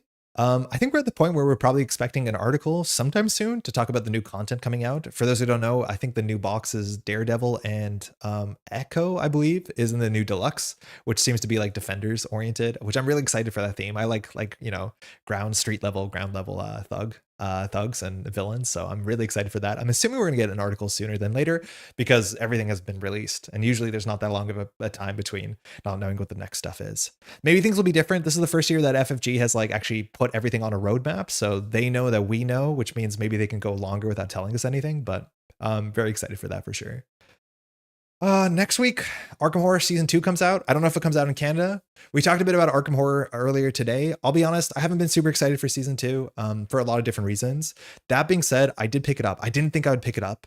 I would need a shout out if you're in Canada and you want to buy Arkham Horror Season 2. My local game store, Valet de Coeur, which you can find by searching Le Valet. They have their website. They have, I think, the best deal on Arkham Horror in all of Canada, where you can buy the core set for like 20% off, and then you can buy all of the investigator packs for, it's like a clean 100 Canadian, which is by far the best deal I think you can find in Canada. They do ship outside of Quebec. I don't know if the shipping's expensive or not. I just walked down to the store. But that being said, I don't think I was excited, and I think I was going to wait to hear if the stuff was good, because I haven't heard great preview stuff. From what I've seen, seemed to be a bit messy. But the deal was so good on a pre-order, I'm like, F it, I'll just buy it. And if it's no good, that'll probably be it for Arkham Horror for a while. That being said, there's a chance that we'll be playing Arkham Horror on camera at some point in the near future, probably doing the new core set. I don't have exactly all the perfect dice I want for it, because I want to put dice to be shroud and clues and all that sort of stuff, because it's hard to see from the camera, and that stuff's really important. It probably won't be on this channel. Maybe we'll do our first test run on this channel, and eventually it'll be something else. But do keep that in mind. That's a cool thing that's happening if you do care about these sort of like LCG co-op, let alone solo gameplay. I'm impatiently waiting news article on Fear No Evil. Yeah, I'm assuming that's what's going to be coming up soon. Thanks for the gameplay. Nice way to spend the afternoon. Hey, Scott, thanks so much for hanging out. Hopefully it was a good afternoon, and enjoy the rest of your Sunday. I want to say a huge thank you to everyone who's hanging out and who found the channel. Welcome to the channel. I read all comments and respond to them. Sometimes it takes me a minute. If you appreciate content like this and you want to take a second just to leave a like on the video, I promise you all the sort of stuff, the likes, the comments, the subscribe, it just helps the channel grow, which is really important. It's really nice. It's a nice way to say thank you, because we love to grow this thing and try and make it as sustainable as possible. So far it's been really nice. So thanks so much. With that, hopefully we'll see you on Wednesday for some gameplay. Otherwise, we'll be back next Sunday, probably playing against some expert She-Hulk. We'll see what the inspiration hits us in the next 7 weeks. 7 days, 1 week. That's mostly it. Take care, y'all. Enjoy your Sunday. Hopefully you've been well.